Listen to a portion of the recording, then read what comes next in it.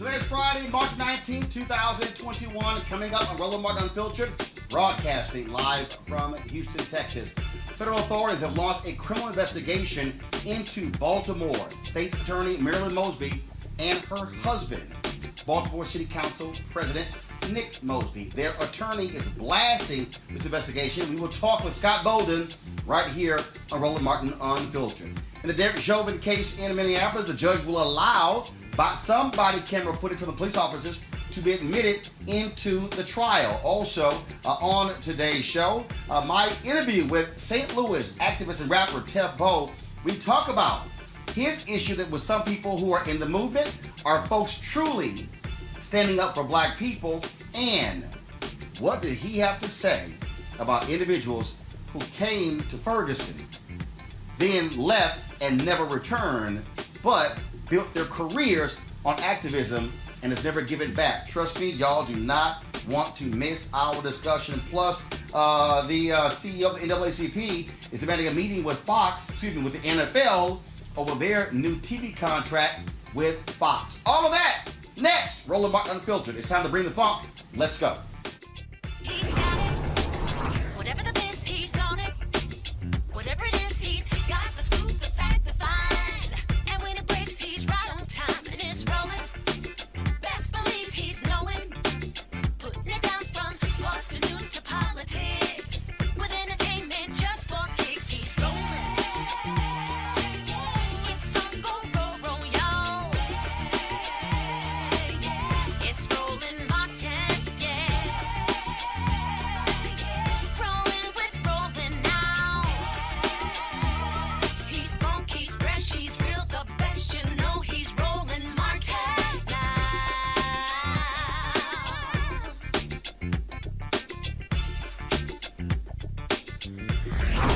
Martin!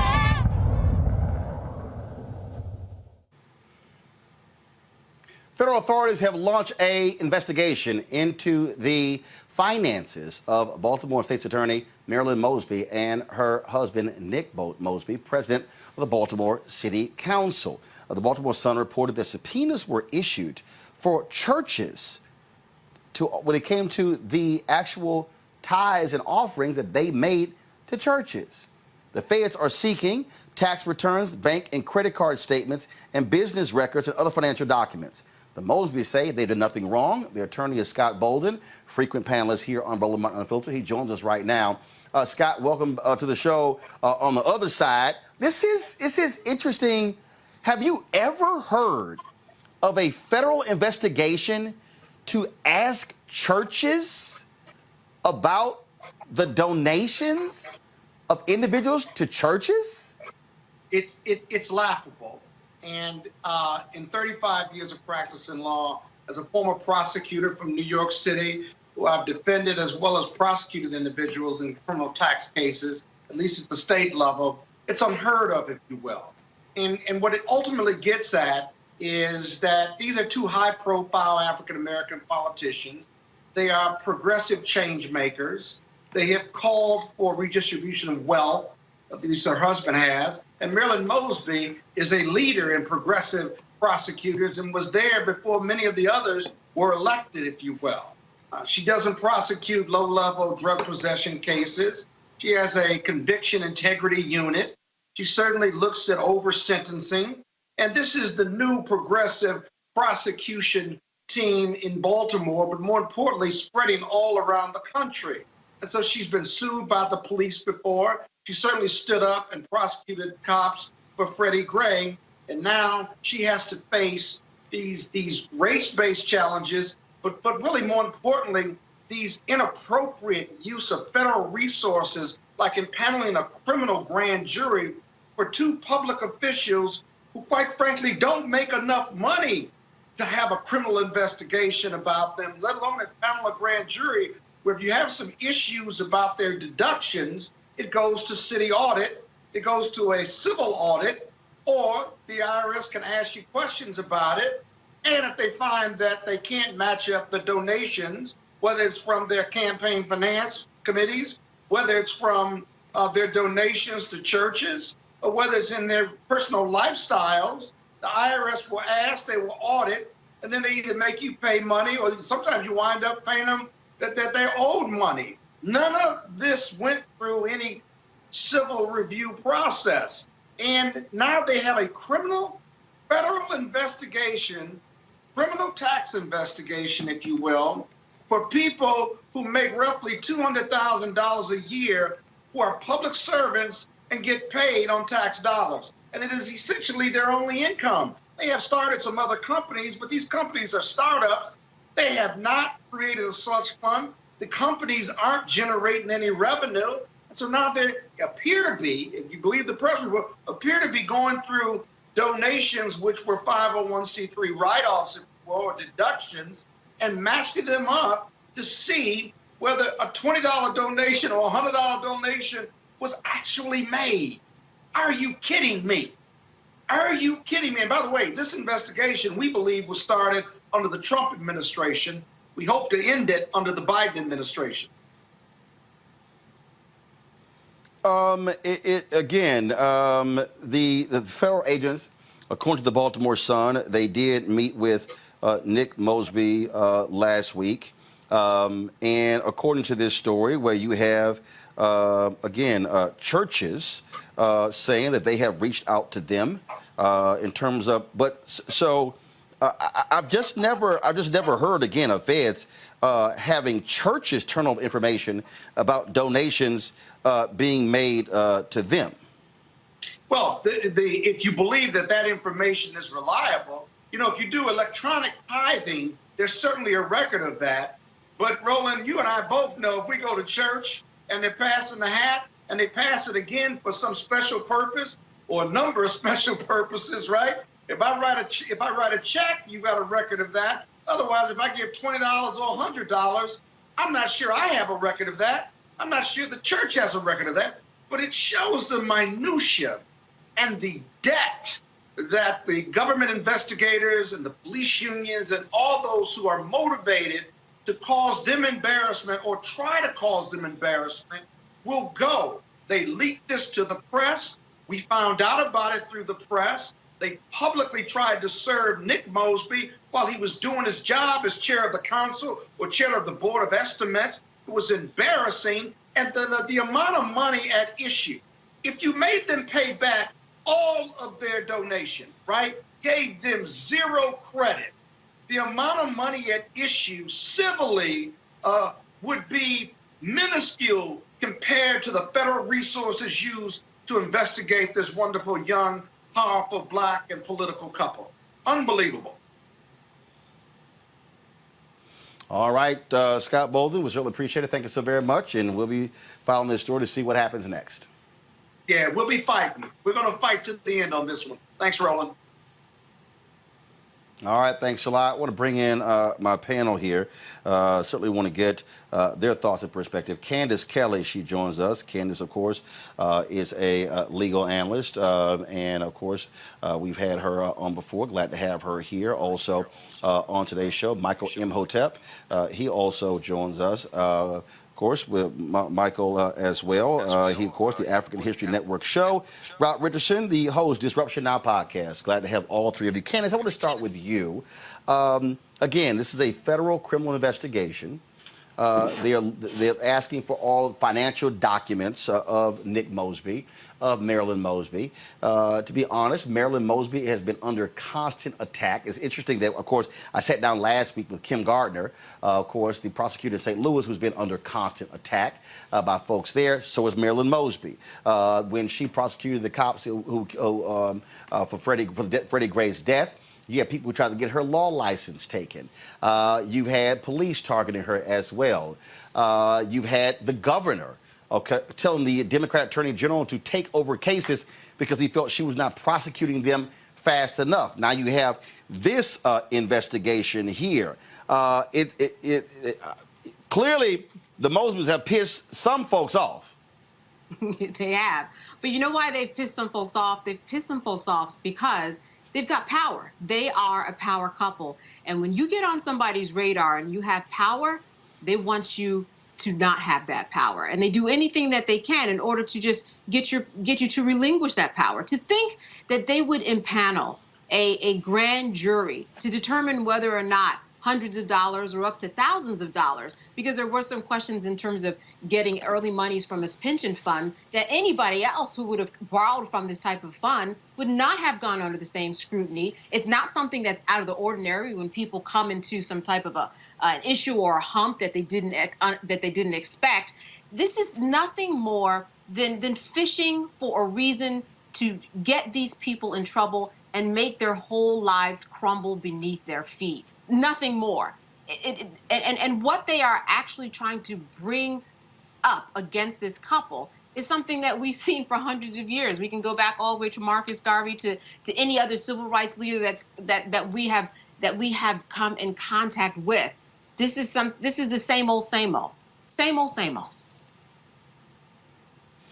Rob, you have the former mayor of Baltimore, Catherine Pugh, sitting in federal prison right now for accepting hundreds of thousands of dollars for books that were supposed to be published, were never received, doing business with, of course, an agency with the state that she actually sat on the review board as well.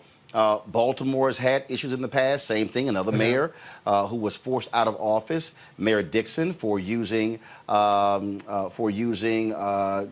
debit cards or using actually gift cards meant for other usages for personal reasons. But what's sort of weird here, again, you're requesting the financial documents in a criminal investigation, but it doesn't appear as if they're alleging that it was based upon corruption or money was stolen from the state, misuse of funds. How do you see this? I happen to know Marilyn, and I don't know Nick, but I know Marilyn pretty well. I would just say that you described it well. She has been fighting, and he has been fighting for a long time. That makes you a target. And I know this about feds because I've defended people just like Scott has before. And I know when they get a narrative in their mind, and this is what likely has happened. Somebody did something, not necessarily them, but at some connection, and then somehow they were connected to them, and they got in their mind and like, okay, these people must be doing something, even if they didn't have any proof. Somebody called them. They often just look at, people don't know this, but they often look at the news and they say, oh, let's investigate that. And here's the thing: when the FBI investigates you, it can bankrupt you, even if you didn't do anything. It's happened to people that I know. Like, they weren't guilty of anything. They were just involved in a campaign where somebody did something, but because they work for this person, they get involved in this and they have to spend hundreds of thousands of dollars when they don't make millions of dollars. Like, hundreds of thousands of dollars is a lot of money, and the FBI has endless resources, so they can really just take this out and just take this thing all the way out and make the Mosbys spend hundreds and hundreds and hundreds of thousands of dollars, even if they find nothing there.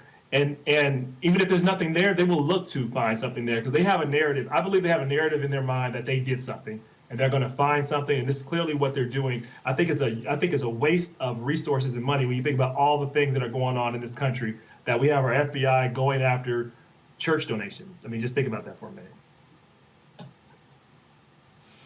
But what do you make of this, Michael?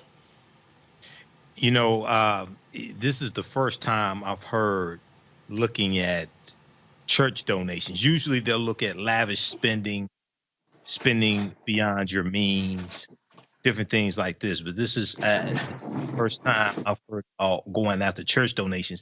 And, you know, under the Trump administration, because I heard Attorney Bolden say this investigation started under the Trump administration. I remember Attorney General William Barr being at odds with progressive prosecutors. And if I remember correctly, Marilyn Mosby was one of those progressive prosecutors. Is that correct, Roland? And in fact, she also made it clear that if the federal agents who were sicked on Portland made it clear if they brought that to Baltimore, she was going to use her power to prosecute those federal officers. That also ticked the Trump people off. Right. Sure. And then also, I think I remember it was Marilyn Mosby who wiped out a lot of convictions on marijuana convictions, things like this. So there have been a number of different progressive things that she and other African American prosecutors have done that were, and not just African American prosecutors, but specifically African American prosecutors have done that were at odds with the Trump Department of Justice. So, something like this could be payback. So hopefully this turns out well for them. This is just crazy. Go after church donations. This is just crazy. And hopefully it ends here with the Biden administration. This doesn't make sense. Yesterday, folks, let's go to our next story. Yesterday, I'm sorry, go ahead. No, go ahead. Okay, all right. We'll go to our second story, folks. Yesterday, the NFL announced massive TV contracts they signed with networks such as CBS, ABC, NBC, and Fox, including Amazon Prime Video. But it is the contract they signed with Fox that has stirred the ire of the NAACP. Derek Johnson, CEO of the NAACP, has blasted the NFL, saying they should not be funding the kind of contracts that will result in the kind of news that Fox News covers. Here's a statement that Derek released. I want to read from this statement. For several decades, the Fox Corporation, and more specifically Fox News, has represented the worst traditions of American broadcasting. The media outlet has used its news division to sow bigotry and racism, create dissension, spread misinformation, and promote conspiracy theories that ultimately led to an insurrection against the U.S. Capitol. It is safe to say the views and opinions of Fox News are often squarely positioned against the progression of our democracy and not in the general public's best interest. But here's something that many do not know. Fox actively exploits its Fox Sports licensing deal with the NFL by extracting increasingly high cable subscriber fees to subsidize Fox News programming. This is the same network that has used its hosts and personalities to regularly attack the NFL and its players for promoting racial justice. However, this is just one aspect of its inaccurate, incendiary coverage of racial injustice. Network personalities routinely attack Black Lives Matter and downplay the existence of systemic racism and police brutality. A league where nearly 70% of the players are black and prides itself as America's favorite sports pastime should not be complicit in helping to increase the profits of Fox News. The NFL should immediately rethink its relationship with Fox. Given all that Fox has done to harm its players and the franchise, it's disturbing that this renewal is even on the table. Fox has further fomented racism, undermined the public health response to the pandemic, and attacked the election's legitimacy at a volatile time. The NAACP is requesting a formal meeting with the NFL leadership to discuss the unscrupulous tactics employed by Fox to underwrite hate speech and the un-American attacks on those that stand for racial equity and justice. The NAACP is ready to work in tandem with the NFL and hold Fox accountable. Rob, I'll start with you. You have a division of Fox, which is Fox Broadcasting. You've got Fox Sports. You've got Fox News. Then, of course, Rupert Murdoch also owns the Wall Street Journal, the New York Post, and other outlets as well. Do you think that the NAACP is conflating things? Do you think that that they really don't have a case? Do you think that the argument that they're making is a just one in criticizing the NFL for signing a multi-billion-dollar rights deal with Fox Corporation? Yeah, they certainly have a just cause. Now, whether they can do anything about it legally, I mean, that's another question, but they definitely have a just cause. And this should be a signal for progressives, those who believe in democracy. We have to start attacking this propaganda. It is not news. They have basically a television show with just made up characters. You don't know why people are evil. They're just evil. Well, you know why they're evil a lot of times, because of their race or because of their politics. But they make it out to be these people to be evil, and then they dehumanize these people. And this is what leads to the type of hate and the type of attacks we see with what happened to our Asian brothers and sisters in Atlanta. It's what happened when you see the racial violence kick up all over last year. It's because the words you say matter. They create a climate, and they know what they're doing. You know, racism sells. Fear sells, and they learn that if we can just trigger people's emotion, we can trigger their fear. we can make money this way. So it's not about news. It's not about news for the right wing, specifically for Fox. It's about how do we demonize anybody that that makes us feel insecure, that might make some white people feel like they need to react, because that'll make people tune into the news, because news is boring. Look, news is, when it comes down to it, when it comes down to straight up news and people are reporting like, these are the facts, these are what happened. Rupert Murdoch discovered, like, that's not the way we want to make money. We can make money if we make everybody feel like they're being grieved all the time, like their country's being taken from them simply because a black man gets elected. Something's being taken away from you. No, it's not. It's America. It's being more inclusive. Nothing's being taken away.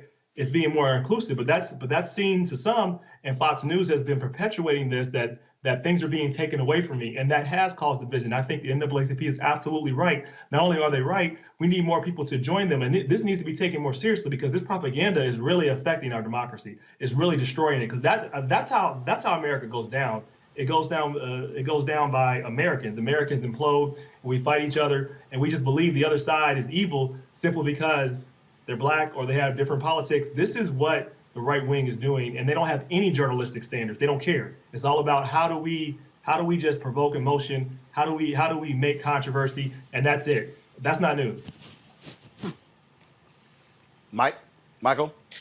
I posted about this on my Facebook fan page, the African History Network, a couple of days ago, Roland, and I totally agree with Derek Johnson, and I think they should go further than this. I think they should rally the corporations that donate to the NAACP on an annual basis, and leverage that power to also put pressure on Fox and on the Fox entity, because some of those same corporations advertise on the various Fox networks, the Fox cable network, Fox Broadcasting, et cetera. But I read through the letter that President Johnson said, and he hit on a number of very, very important things. Number one, Fox News, the lies that they were pushing about the stolen election.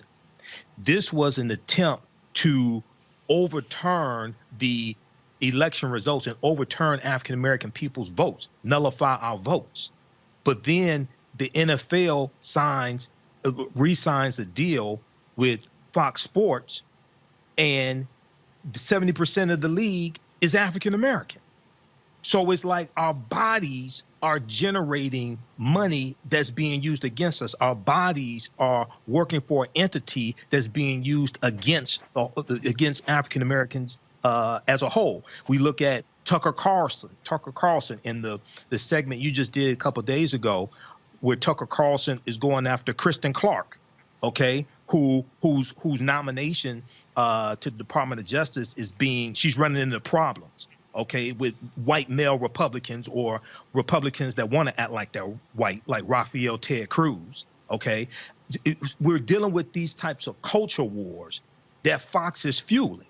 And at the same time, you look at the people like Sean Hannity, who and others on Fox News that were fueling lies about coronavirus and giving a platform to the traitor-in-chief, Benedict Donald, to go on Fox News and lie about coronavirus, which also puts lives of African Americans in jeopardy. So I'm totally for this, and we have to leverage our economics to enforce our politics, man. And as far as I'm concerned, we need to do everything we can to take Fox News out. As far as I'm concerned, we need to look at what Color Change did and how they got Bill O'Reilly off the air. They put pressure on 80 advertisers. Color Change and other organizations put pressure on 80 advertisers. Raw economic support from Bill O'Reilly's show where it wasn't profitable anymore, and Fox News canceled their show. We need to do the same thing with that entire Fox cable network. Candace. On the one hand, you've got Fox denigrating African-American players for taking a knee, taking away their First Amendment rights. And on the other hand, you have basically they're being exploited because they're giving money back to Fox. The same people who are just burning the moral fabric of America. And like Michael said, it's also a health concern in terms of what they are spreading in terms of the coronavirus and what should and should not be done. The FCC should get involved here because you know what? When you have a station, you have a license, and that license has to follow FCC guidelines. And those FCC guidelines, if they are broken in any way, shape, or form, you don't get renewed. In addition, we need to look at the contract that they've made. What's the basis for this contract? And are there some racist implications in it? So there are a lot of different ways to attack it, but I'm loving what Michael said in terms of put some pressure on them otherwise. You know, there is power in the people when people take the streets and say, we don't want to see this happen. So this is just the beginning. We're going to see more. But I would expect that the FCC would also have some place in this. And if Derek Johnson has his wits about him, which I know he does, I'm sure that he'll be going that route. All right, folks, we come back. We're going to talk about the Derek Chauvin case, the former cop who killed George Floyd last year, and what a judge's decision today means. That is next on Roland Martin Unfiltered. Back in a moment. If people begin to believe that their democracy is fraudulent, if they conclude that voting is a charade, the system is rigged, then God knows what could happen. They rigged an election. They rigged it like they've never rigged an election before. Actually, we do know what could happen. It's happening right now. The U.S. Capitol overrun, under siege. Pro-Trump extremists storming inside, flooding the halls, reaching the floor of the House of Representatives and the Senate. Millions of Americans sincerely believe the last election was fake. It was a landslide election, and everyone knows it. We will not go quietly into the night. When thousands of your countrymen storm the Capitol building, if you don't bother to pause and learn a single thing from it, then you're a fool. I know your pain. I know you're hurt. We had an election that was stolen from us. We got to this sad, chaotic day for a reason. It is not your fault. It is their fault.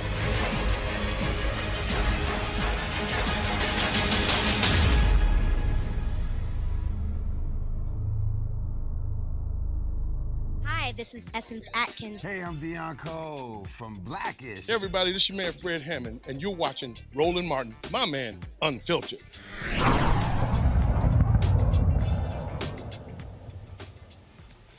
In the trial of Derek Chauvin, the former Minneapolis cop who is on trial for killing George Floyd, the judge of the case said he is going to allow some body camera footage into evidence in the trial. Of course, Judge Peter Cahill said the body camera footage took place in 2019. It was a year before Chauvin kneeled on Floyd's neck for 8 minutes and 46 seconds. This particular body cam, Judge Cahill said there's, quote, is some relevance to Floyd's arrest on May 6, 2019 because it shows an example of Floyd's physical symptoms and bodily reaction to being confronted by police in a similar situation as its deadly arrest on May 25, 2020. 13 jurors have been seated, 5 men and 8 women, and they're almost near conclusion of jury selection. Candace, you're the lawyer on this panel. What does that mean, this judge's decision? Listen, defense attorney Eric Nelson has been trying to get this evidence in since last year. The judge finally acquiesced, but only to a point. This means that Eric Nelson, defense attorney, will be able to use this recording to show that there was some MO on George Floyd's part in order to conceal drugs. And that's exactly what the defense wants. They want there to be this evidence that there were drugs concealed so that they can use those drugs as a basis to say that that was a contributing factor to his death. So at the end of the day, after months and months of wrangling, the defense got what it wants. It is going to be able to show the parts of the video that goes from the police approaching the car just until he's put in handcuffs. Nothing when he goes to the police precinct or the hospital. All of that comes after, nothing. But within those first couple of minutes, not even a couple of minutes, you do see that there are pills on the seat. That's allowed. You see that he was trying to conceal drugs. That's allowed. And so here we have basically what's a win for Eric Nelson. And, you know, that's what happens when you have a good attorney. For those of you who have been watching, I'm sure that you can agree that Eric Nelson is a good attorney. So the prosecution has to do all they can to fight otherwise and say, hey, look, on one hand, we have this tape that says these are the same. This is an MO. But on the other hand, all right, so we have the same MO, but why is George Floyd dead? And that's going to be the prosecution's test to prove that that's going to be the major difference. And that's where those two recordings part ways. Rob, obviously, supporters of Chauvin, they have been trying to cast aspersion against George Floyd You've had Tucker Carlson, you've had Candace Owens, you had all the people in conservative media. Oh, George Floyd died of a drug overdose. It wasn't Chauvin, as if we didn't actually see. It's been in his knee on his neck for 9 minutes. Jesus Christ. Yes, I mean, the goal of this is to make people reject what they saw and figure out an exit ramp to say, oh, well, it's because he used drugs, or oh, he was violent, or whatever. I mean, so it's allowing people to have that. It's not reasonable doubt. I don't think what happened a year ago was relevant, but as was stated earlier, it matters. Your attorney matters a lot, and unfortunately, who tells the better story, not often how the facts are presented, is how these things end up playing out. And so all the defense is going to do is just figure out a way to say, oh, look, you just need to focus on this. The fact is, he was doing drugs. That probably contributed to it. And I guess we should just ignore the fact that he sat on his knee for 9 minutes as he begged for his life.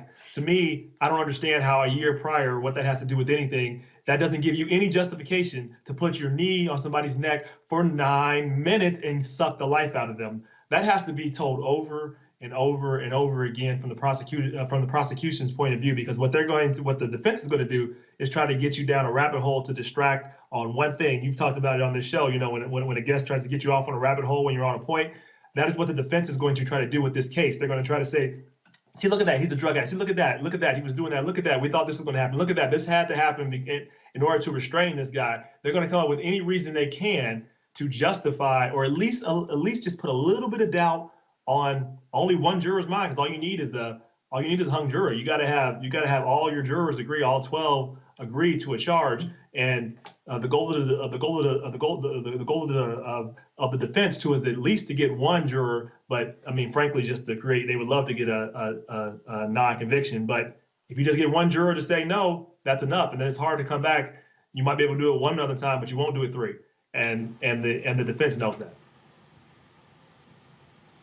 Bottom line is here, Michael, folks, just simply get prepared for it. Look, the job of the defense attorney is to get their clients off. They're going to try to say everything they can about George Floyd to this jury. This kind of goes back to our conversation last Friday, because I am cautiously optimistic about this case. I've studied a number of these cases. I'm cautiously optimistic, with the emphasis on cautious. And we remember Philando Castile, that was in Minnesota as well. And when you read about that case and you read the testimony from Officer Yanez said that he smelled marijuana in the car. And he said he thought to himself, what type of people would use marijuana in the car with a little child in the back seat? And he used that to try. This was his testimony in court, and he used that. It worked. And it worked. Well, also they had a lot of pro-police people on the jury as well.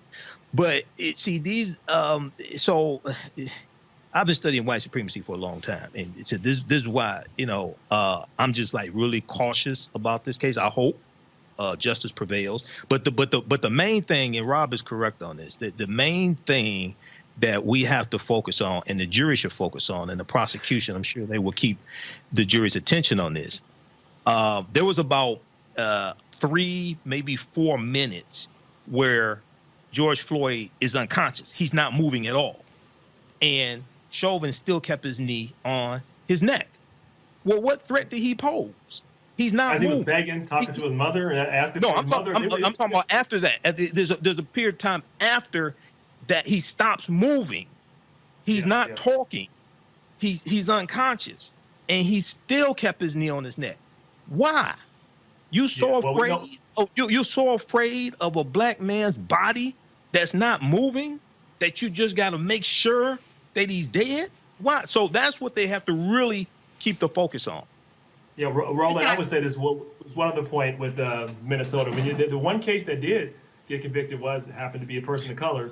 And the prosecution over and over again said, what scared him so much about a pink shirt?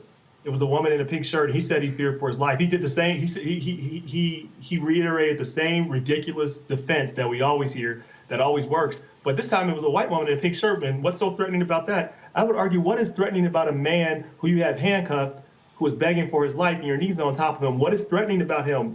Why do you need to do that? And he's begging for his life. What makes him threatening? I just wanted to piggyback off of Michael's point too.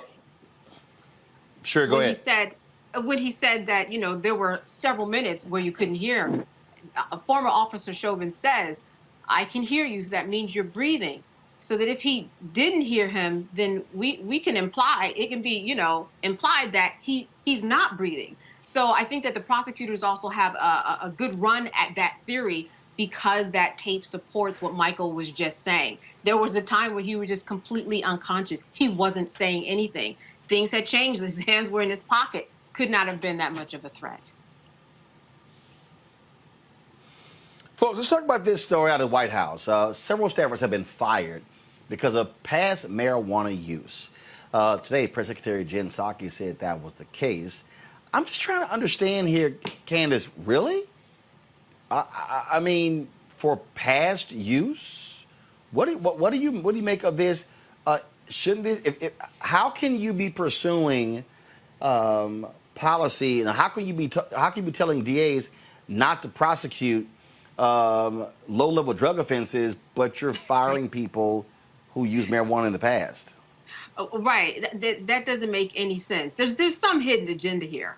Why would you, as you said, as the laws are increasingly changing? I'm in New Jersey, where the law just changed, where marijuana is legal. So why would you even follow up on this when it's something that most of the country will probably soon be following in its footsteps within the next few years? Why is this of any concern? And if you use this as a precedent, how many people are going to disappear from federal agencies? There's going to be a lot. There's going to be a lot of empty seats. This is terrible precedent that doesn't make sense. And we think about all of the laws that are on the books now that just go otherwise. Laws that, you know, that even on a federal level, they're thinking about changing. It doesn't make any sense. Rob? I mean, it's one thing to hold yourself to a higher standard. It's another thing to hold yourself to a stupid standard. Like, this is something like where everybody has to be perfect. This is a democratic obsession, right? Where we have to worry about what the opponent's going to say. So we can't let them attack us there. We can't let them attack us there. So we need to do this. We need to do this. And what they still don't seem to grasp is that they're going to make up a reason to attack you anyway. This is what Fox News does. They're going to find a reason to get people motivated. They're going to find a reason to get people angry. No matter what you do, they see you as the enemy. I don't agree. That's not how we should view each other. But right now, from the right point of view, from right-wing media and from right-wing politicians, they view anybody that is not with them as fundamentally their enemy, and they will do anything to make sure that your power is limited, to oppose you. So stop trying to please these people. It's not going to work. You know, do what's right, hire good staff, but don't have these unreasonable standards where you're going to just eliminate good people for just what? For smoking weed? This is what we're doing now? I mean, I don't understand it. I just don't. Michael, your thoughts on this?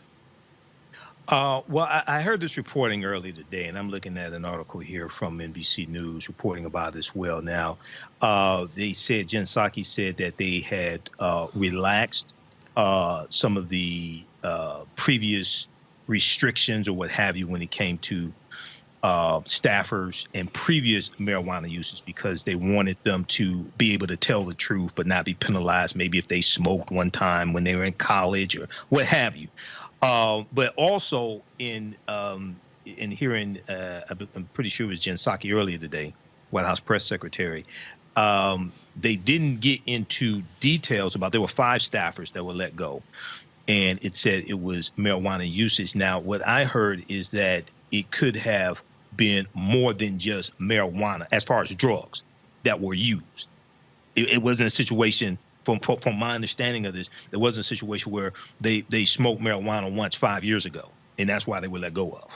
So it could be other drugs beyond just marijuana, but marijuana may have been one of the drugs that they used. But we'll see how this turns out. But it's 5 staffers out of maybe 100 or 200 or so, something like that, staffers. Speaking of the White House, yesterday at the White House news conference, newly sworn in HUD Secretary Marcia Fudge Congresswoman of Ohio. Let's just say in 12 seconds, she completely destroyed the internet. Watch. Thank you very much, Jen. Good afternoon. Good afternoon. Good afternoon. Oh, thank you. I was wondering if I was in this room by myself.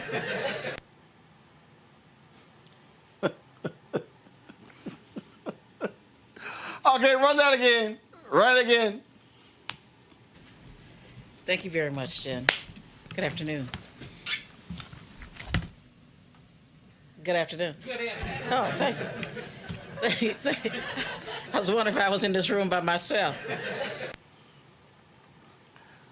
I have seen some of the most hilarious tweets. Folks said she went full black auntie. Others said that's how Miss Bernadette is when she's giving the church announcements.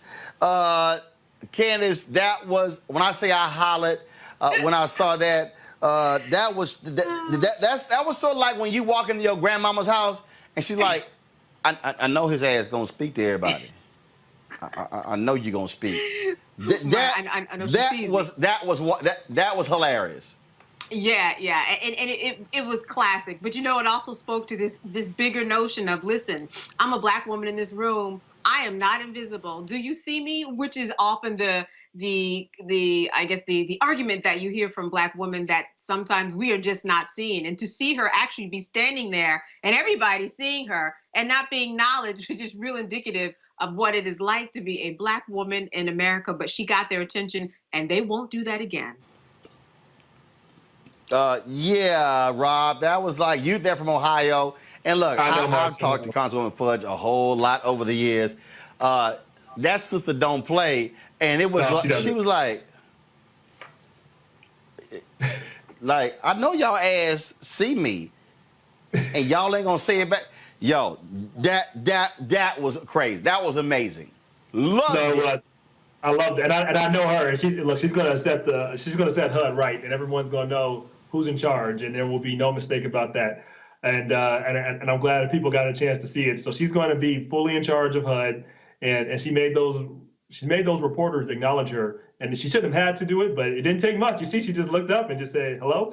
It didn't take much. She just gave them that look. Everybody on this panel knows that look from a black woman, and they all got it. And I'm glad they got it. Yeah, absolutely, Michael. She threw that look that all black people know. In fact, y'all go ahead and play it again. Thank you very much, Jen. Good afternoon. Good afternoon. Good afternoon. Oh, thank you. I was wondering if I was in this room by myself. Yeah. I know y'all punk asses heard me say good afternoon. I know you see me standing here. Go ahead, Michael. When you listen to that, Roland, no one responded to her the first time. No one responded to her the first time. So you have to. I know she was just sworn in, but you have to wonder. Okay, now did you all not know who Representative Marcia Fudge was? Did you not know she was coming to the meeting today?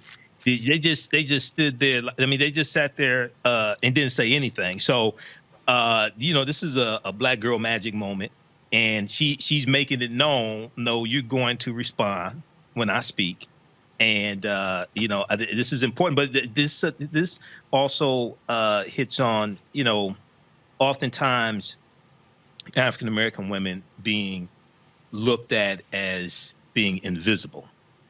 And it's, we just saw it right in front of us, either being looked at as invisible or being looked at as the help or something like that, or African Americans. Well, I'll be honest.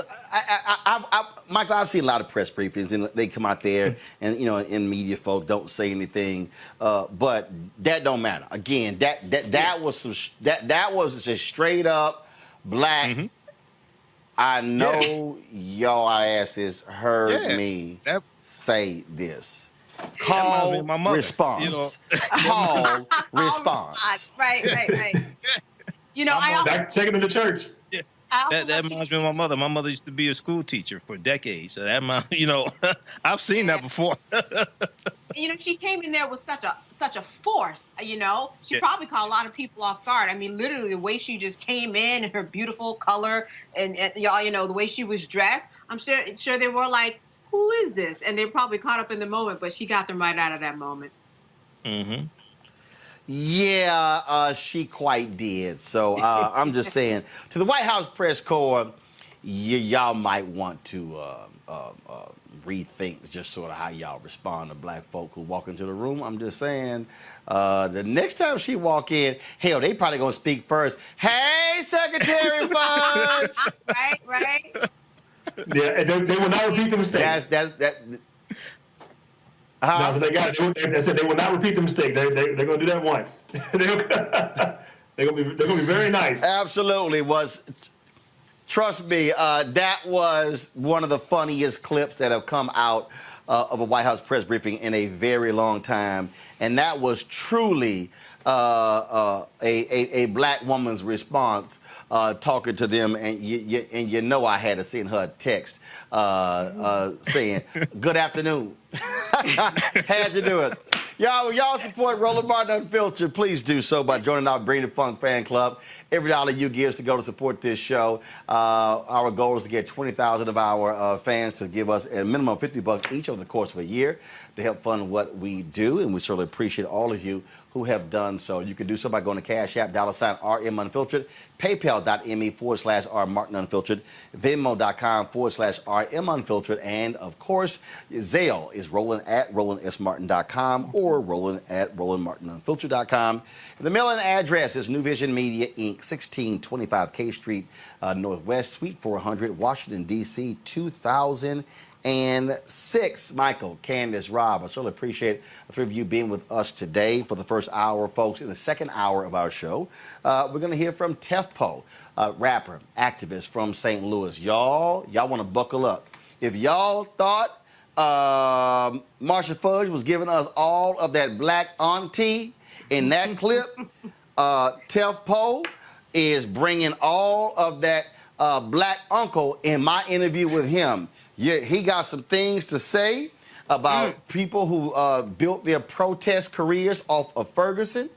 He got some stuff to say about how black folks need to help one another, and he got some stuff to say about white leadership there in St. Louis. Y'all don't want to miss this interview. That is next on Roland Martin Unfiltered. We'll be back in a moment. Your work keeps the community safe, but what keeps you safe at work? People in public service face unique dangers, and we need the right training, resources, and staffing to stay safe. But how do we make sure we have what we need to stay safe on the job? We join a union. Union members negotiate for the resources we need to keep us safe at work and protections if we're injured on the job. Union members are better trained and better protected. Job safety. That's the union difference. Hi, everybody. This is Jonathan Nelson. Hi, this is Cheryl Lee Ralph, and you are watching Roland Martin Unfiltered. Tef. What's up, man? How's it going? I'm doing good. Good to see you. Likewise.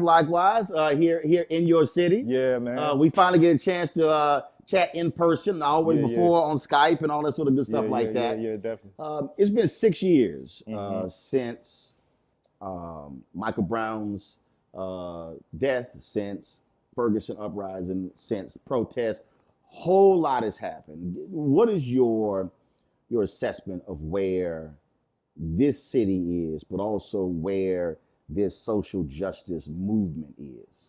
Man, I'll start with the local aspect of things. I do think that the city is more resilient than what it was before. I think that a lot of the things that black folks talked about, that people treated as things that if you were non-black, you could say it was a myth or wasn't happening. I think that now we've moved into a space where we know these things are happening. But I do believe that just like anything else, when you study history, you study the riots of 1992, you study the Detroit riots and the Chicago riots, all these different moments where we had these intense uprisings in the inner city. What happens after that is even more critical than the actual uprising. So the corporate sector, you know, and the private deals that go down between city council folks and folks in the county that are on, you know, certain boards and certain politicians and certain flanking. I think that the corruption is still there, and it may be even stronger than what it was before because now they have to move a bit more covert. And within that, it's created a culture of ongoing resistance out here in St. Louis where I think now this is definitely a protest city. I think that the people have a certain level of political education, and the people are trying to spread that to the other people in the commonwealth of the city. But we get a lot of pushback from certain political folks, certain politicians, certain legacy folks. And I think the way that that reflects nationally is that, you know, a lot of people don't know, for all intents and purposes, you could argue that Black Lives Matter started in St. Louis. I'm not going to say that it was the origin of BLM as a concept, right? But I'm saying as something tangible for people in American society to engross upon and interact with. There are levels. I mean, the reality is, if you go back to the 20th century, people look at the lynching of Emmett Till, August 28th, 1955, but then you can't ignore Brown versus Board of Education in 54. Right. Then you can't ignore what happened before that. You can't ignore A. Philip Randolph threatening a march on Washington with President Roosevelt. But it was the lynching of Emmett Till that took it just to a whole new level, which leads to Montgomery on December 1st, 1955. Then 381 days, which then launches a whole different deal. So what you're really saying is that, yes, all these things happen because people forget John Crawford III happened right before Michael Brown. Eric Garner before that, all these other different cases, but that took it to a completely whole different level. It had to. I mean, you had Black folks in the streets actually fighting the police. You had Black folks meeting with the DOJ, meeting with the lawmakers that were coming into town. They couldn't walk around the people. And we even had the first actual convening was here at St. John's. So I think these are factoids that sometimes history overlooks.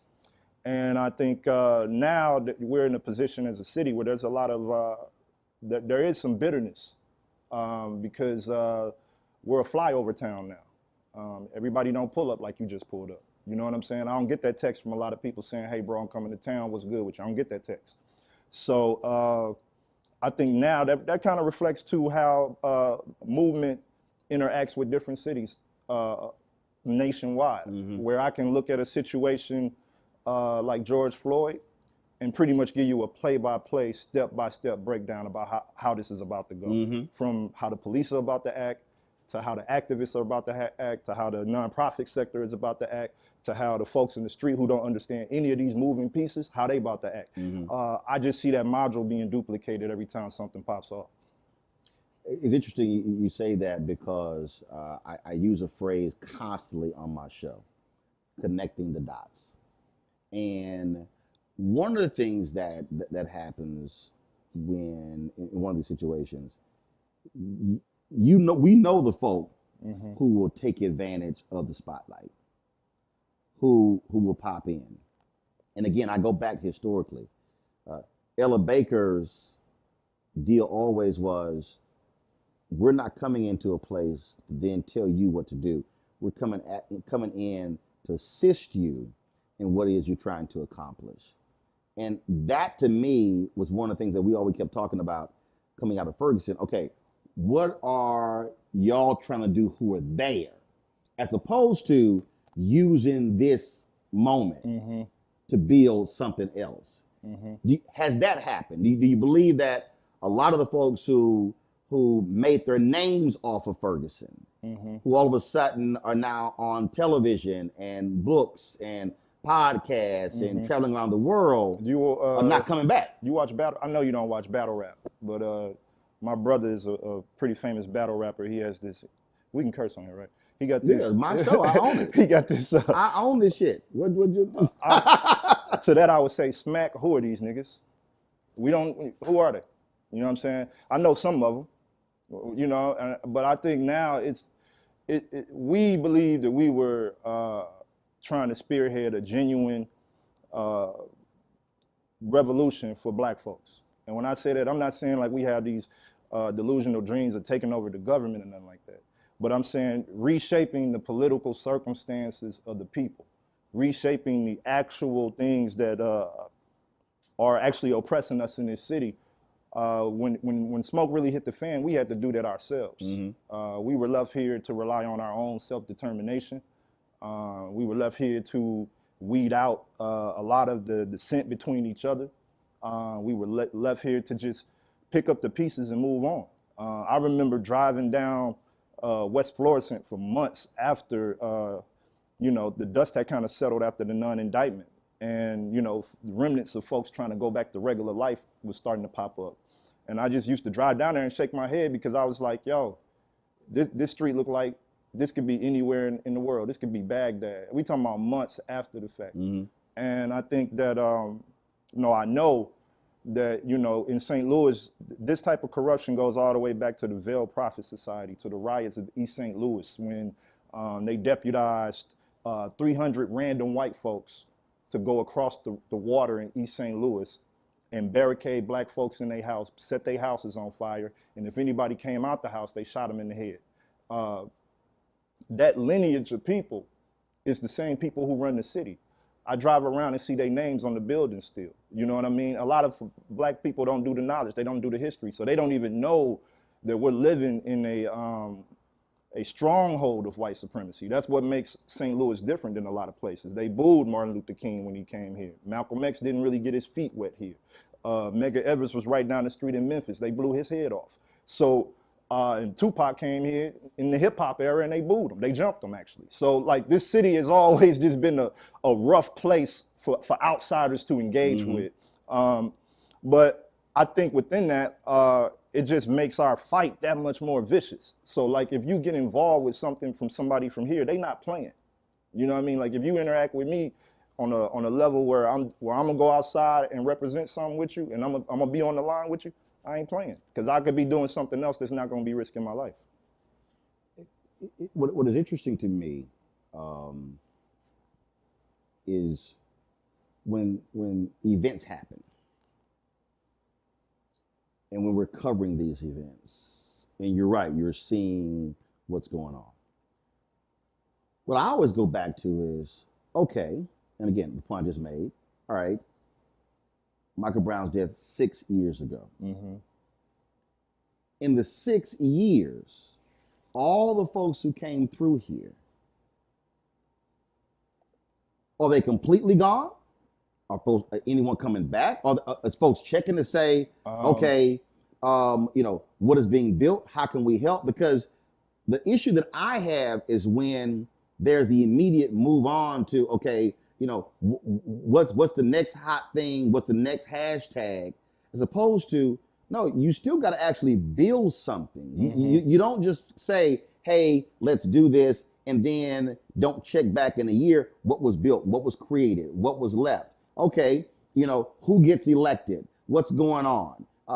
To me, those are the things that people should be thinking about, as opposed to, let's just go for the next hot thing, if you will. Well, the thing here is we do have some folks who came in who did move honorable.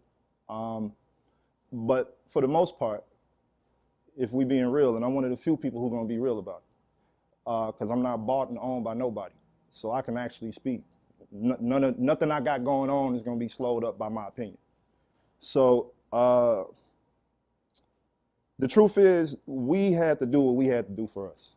The whole situation is a situation where you got to do what you got to do for you. Yes, there are some connectors and some people who move with some honor and some dignity, and they did what they were supposed to do, and they don't got no smut on their name, and they know who they are. They know what their relationships are. They know where they land when the confetti falls. But there's a lot of people who know what's up on the other side too. So I look at it like, I was thinking about this the other day. This is a town where our grandparents came up from Mississippi. Great-grandparents came up from Mississippi. Some folks, they migrated. They said, we got to get up off these plantations. We got to go. Sharecropping down here ain't working. You know what I mean? My mama even was a part of, my mom and my aunts even were working fields well into their childhood. And my mother's light-skinned, so she sat back and watched her sisters work the fields sometimes. So I understand this dilemma that where people say slavery at a cutoff point.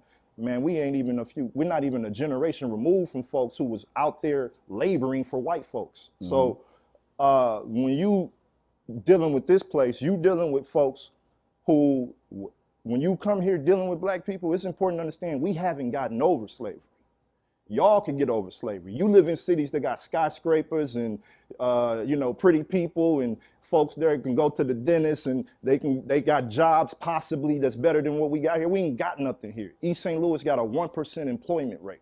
So these are folks who migrated off them plantations, like I was saying, man. And St. Louis represented a place for black folks to go, somewhere where we could go, and you just knew it was going to be some other black people there. It wasn't perfect, but you just knew, hey, if we could get there, we're going to find some folks and be okay. So what we have now in this new era is the fact that we live in a globalist society. And if I'm a young so-called millennial activist, why would I live in a place that actually has a harsh winter for the sake of proving some type of mythological political line that's still theoretical? You know what I'm saying? Why would I do that? Why would I live at a place where I can't live the life that is being matriculated through Instagram right now, living here? You know what I'm saying? To live here and do this work, you're making the decision, a principled decision, right, to align with a certain set of values.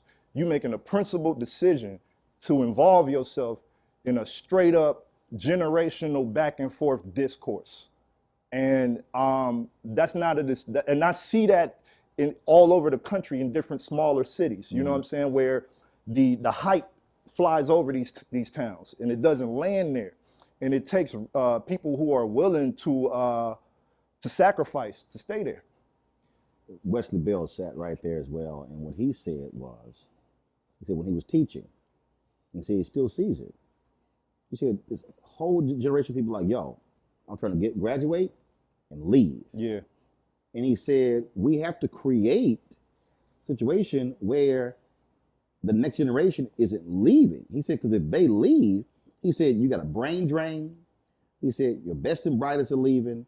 They're going to other places, building up those places, and they're just unwilling to stay. Yeah. And that was, and as he was talking about that, as somebody who is from, again, Harrisville right across the street, as somebody who grew up in Houston, where you have an HBCU, Texas Southern University, Prairie View is 50 miles down the road. The reality is folks matriculate to those places would come back home. What he was saying is they're like, no, I got to leave, which makes what you're describing even harder, because in essence, your potential troops are going somewhere else. And then you stack the reality of it. You know what I'm saying? The reality of the situation for me is, yeah, I went off to Harvard for 4 years, but every time I came home, my lady had to pick me up with the pistol in the car. Period. Don't come get me if my strap ain't in the car. I don't give a damn about all that Ivy League stuff, because these niggas out here don't give a damn about it. And the political class hasn't set up the situation enough to make them give a damn about it. It's just, and that's what I see going on right now, even in this mayoral race. And I see it in every major political race in St. Louis. People are doing their best, like fake ass Barack Obama change without landing it. Like when I listen to a lot of stuff that people are saying, I want to know the method in which you seek to accomplish your goals. I don't give a damn about the rhetoric. And it puts a person like me who's always pushing back against the symbolic rhetoric. I'm always pushing back against the political theater. It puts me in a very awkward position sometimes, and it puts the people that mob with me in an awkward position sometimes, because we can't wait for you to tell us what's going on. If you're running for mayor, I need to know who's gonna be in office with you pulling strings. Who's coming along for the ride? Right. Give me the actual agenda. I don't need the stylistic talking points. It is interesting that you say that. So I was sitting here, and I sent this to some friends of mine to get their perspective. And they were like, yo, is Tef okay? And I said, well, I'll be talking to him tomorrow. So I already know what y'all talking about. I'll let y'all know. And I was cracking, and I wanted to see I wanted to gauge their reaction. Yeah. I purposely wanted to gauge their reaction to see. And it's when you were tweeting about Biden, and your whole deal was look, this is the deal, and I saw it. This is your open line. I hate Joe Biden. Top of the year, ain't been shit besides being in the mud for me, grind through the bullshit. I hate him and Kamala. I don't even care about the unfollows, disgarners. You can buy followers. That shit doesn't matter. My life matters. Motherfuckers want you to be happy while you're taking the stick up the ass from these people simply because they made history. The history they made together is a white supremacist account of history anyways, so fuck them both. You go on and on and on. Then you go complete reformation of the old establishment, Clinton, Obama, Biden, Kerry. I'm tired of it. If I didn't have much to live for, I legit commit suicide to get out of this nightmare. It's fucking bullshit, man. What was your phone like after you posted that? I take it you got a few text messages. A lot of them, a lot of phone calls, a lot of texts. The thing about me, man, I'm making a commitment in 2021 to speak my truth. Because I see people say things that I disagree with all the time. And I have to position myself to be a person that explains their lunacy to people who don't agree. And I think that this year should be a year where we got to do away with the Obama Shakur stuff, where everybody want to quote Assata Shakur. We want to screen defund the police. But during the inauguration, we talking about how good Barack and Michelle look. Like, where's the sophistication behind y'all politics? That's what I'm asking. Who really represents what they're actually verbalizing? And I just want to see that. Like, everybody don't gotta be a black radical. There's levels to everybody's political spectrum. Obviously, I'm not that crazy. But what I'm saying is this: how am I supposed to move the needle sitting next to a person who, for all intents and purposes, seeks to reaffirm the establishment when I plain and simply do not? And then you're gonna tell me that there is not a cadre of people within the black society that feel the same way. We keep perpetuating the myth that black folks ain't ready for real change. Black folks ain't ready for revolution. Black folks ain't ready for self-governance. Black folks ain't ready for this. Black folks ain't ready that. We ain't ready for that because a lot of you niggas is trying to get jobs. A lot of you niggas want to be a part of these administrations. You know what I'm saying? They're not your enemy. You don't live in a city where you got to walk the ground and you don't got dead cousins in the ground that you walk on every day. So I don't expect for you to feel me. You'll never feel me. It's interesting. As you were talking, I thought about it's probably the first 60, I gotta see when I wrote it, probably the first 60 days of the Obama presidency. And I get a phone call, Valerie Jarrett, and she says, I just left the Oval Office and the president's upset with you. I said, all right, what are you mad for? She says, well, you wrote this piece on CNN.com criticizing the lack of black folks in the press office. She said Robert Gibbs came in and he was upset, and, had it. Obama felt like an attack on his press office is an attack on him. I said, what did I tell you before y'all won? I said, didn't I tell you that if the White House press office is as white as the campaign is, we were going to have a problem? She says, yeah. I said, didn't I tell you I was going to say something? She said, yeah. I said, so I'm just trying to understand why y'all upset. I told you what I was going to do. And she's like, well, what should we do? I said, go hire some more damn black people. My point, and what's interesting is, I love the people who say, oh man, you gave Obama a free ride. I was like, y'all might want to roll the tape. Because I never got invited to any of his or Michelle's birthday parties. I never got invited to the Prince one. I didn't get invited to the last one. I wasn't on those lists. And it was because my whole deal was I was pushing just as hard during the campaign because I said I wasn't elated that just because we had the first black president. I said he's also was the 44th. And a lot of people really got caught up in, we can't say anything. And I said, no. I said, this return on investment. I said, I didn't put all that work in just to say, ooh. And I use this phrase all the time. I think African Americans, we stayed at the inauguration parade when everybody else left. We were so just hyped to see a first black family. And then when I saw all the pieces even later, and I disagree with the Ta-Nehisi Coates piece, 8,000 words, 1 or 2 paragraphs on policy. It was all about how he made us feel. I'm like, damn, I feel great. I feel great to be a black man. And I think that to me is how we have to keep pushing folks to say, no. You have to deliver something. Facts. If you're going to have the power. Facts. Otherwise, why have the power? And it's just like, you know what I'm saying, what's the difference in the behaviors?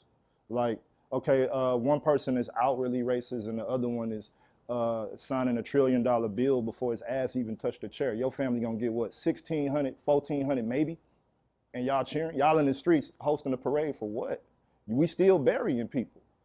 Talking about a vaccine, you ain't got no access to the vaccine. We don't even know if it works because we let Trump put it on the market.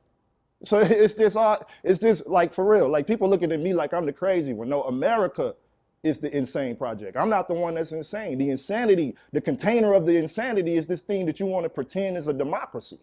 That's where we let American Airlines and Delta and United Airlines pre-select the president and then we act like we actually selected it. I'm not the crazy one.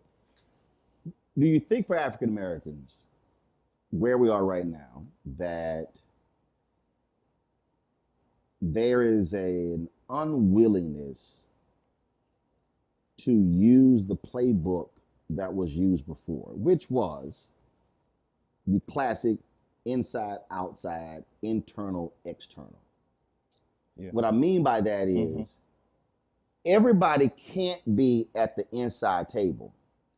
Somebody has to be outside threatening so the people on the inside say, now you really ought to make this move.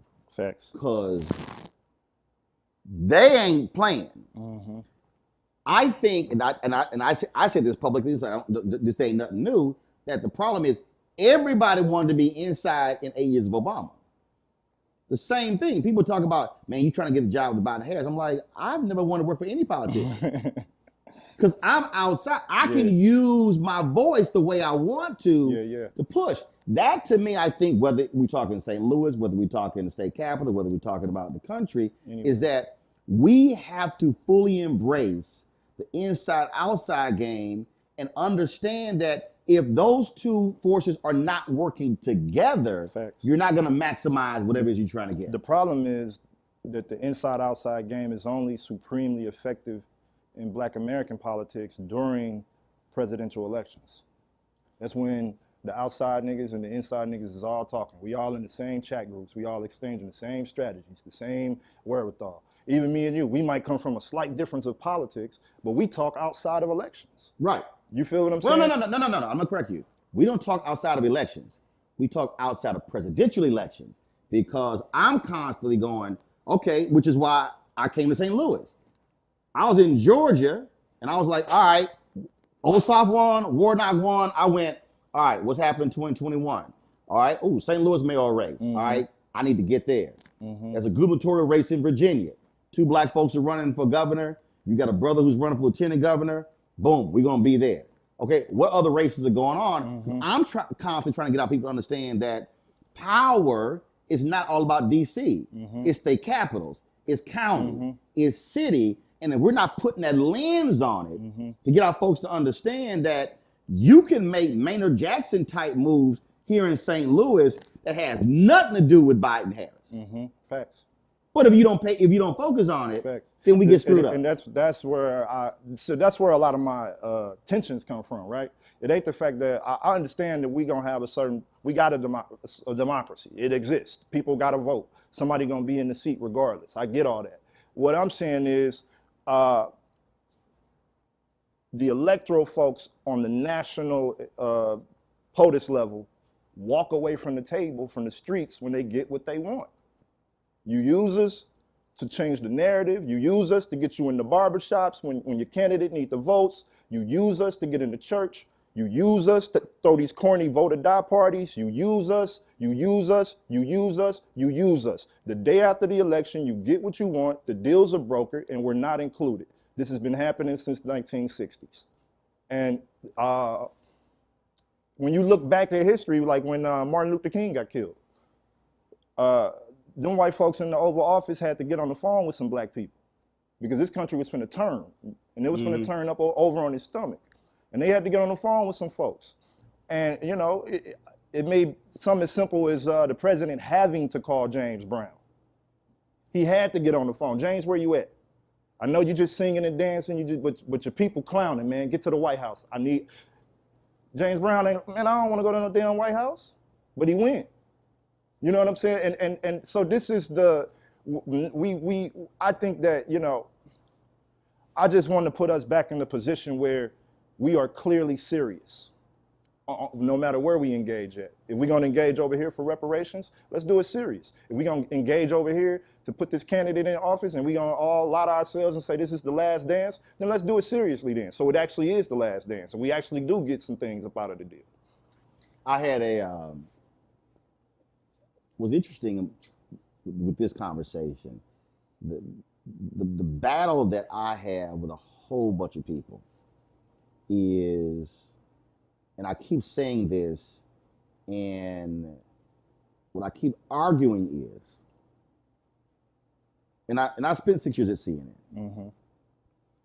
I've worked in mainstream newspaper, and that's fine. I mean, I don't begrudge anybody who's at ESPN, Stephen A. making $8 million, solid. Robin Roberts making 15, 18 million at ABC, solid. Strahan, Al Roker, whatever. I said, but if you look at our history, if we do not have our own communications mechanisms and we're having to go through somebody else's media to tell our story, I said, we DOA. And I believe that that's really, for me, I believe that's one of the reasons why we're in the situation that we're in, is that of the black targeted or black even owned mediums that we have, we're actually getting so much entertainment, gossip, and sports. They're not even talking about issues, and then we wonder why people walk around confused. Yeah. Like I don't invite no housewives on my show. I'm not trying to talk about that. And they want to watch it somewhere else. That's great. But I think what you're describing, if you do not have a black-centered, black-owned, black-controlled apparatus, none of this is going to happen. Facts. Yeah. You need multiple black-owned apparatuses across the board. But what you're speaking on is sophistication. What you're speaking on is taking risk. What you're speaking on is sacrifice. What you're speaking on is actually putting yourself in the mud to be in whatever positionality you play in this society. You got to make a choice to say, I'm going to roll over and let these white folks come in here and do what they do, or I'm going to at least choose to be a resistor in this component. Where I do my thing, I'm going to resist. I reside with the resistors. If you find me, I'm going to be with the people. If I'm washing dishes, we dropping dishes. If I'm delivering pizzas, we taking some back to Pookie and Ray Ray because we know they ain't got no food at the house. Whatever I'm doing, I'm never in the position to reaffirm a goddamn thing that they got going on. And I don't care how I play it. I don't care what I put on. I don't care what suit, what tie I put on. I don't care how clean I look for the day. I don't care how prestigious I talk for the day. If I'm in the building, black folks getting something out the deal. That is, I was at a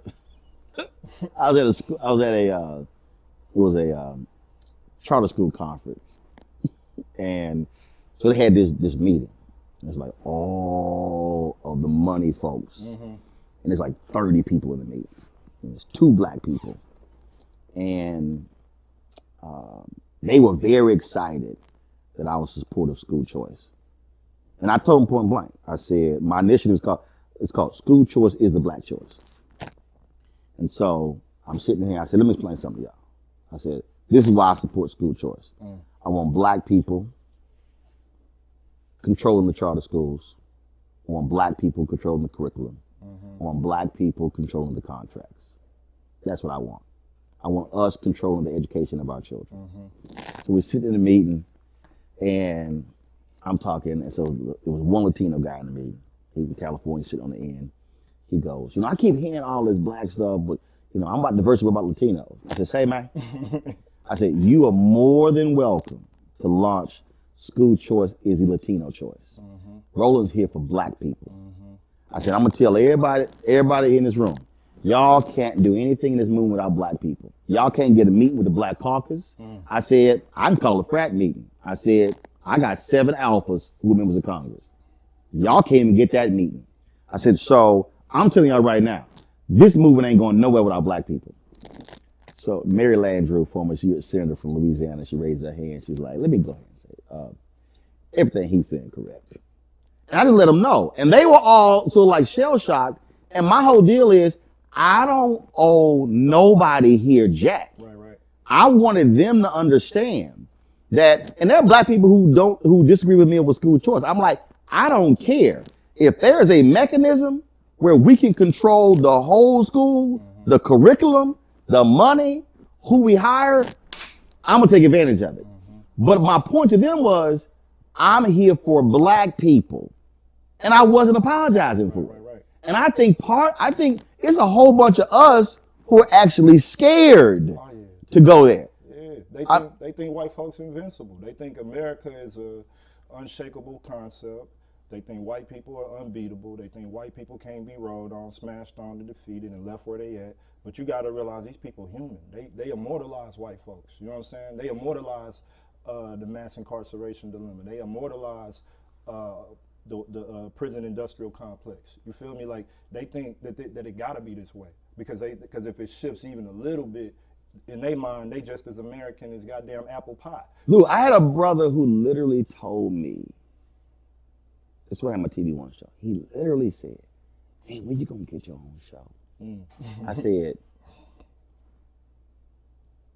I'm on 5 days a week, every 2 hours a day, every morning. He said, no, bro. He said, I mean a real show. I said, a real show? He said, I mean a real show. He said, I mean like, MSNBC, CNN. Yeah. He said, I mean like a real show. And I said, and Brian Williams this was before the whole plagiarism and all that sort of stuff happened. He was the NBC Nightly News anchor.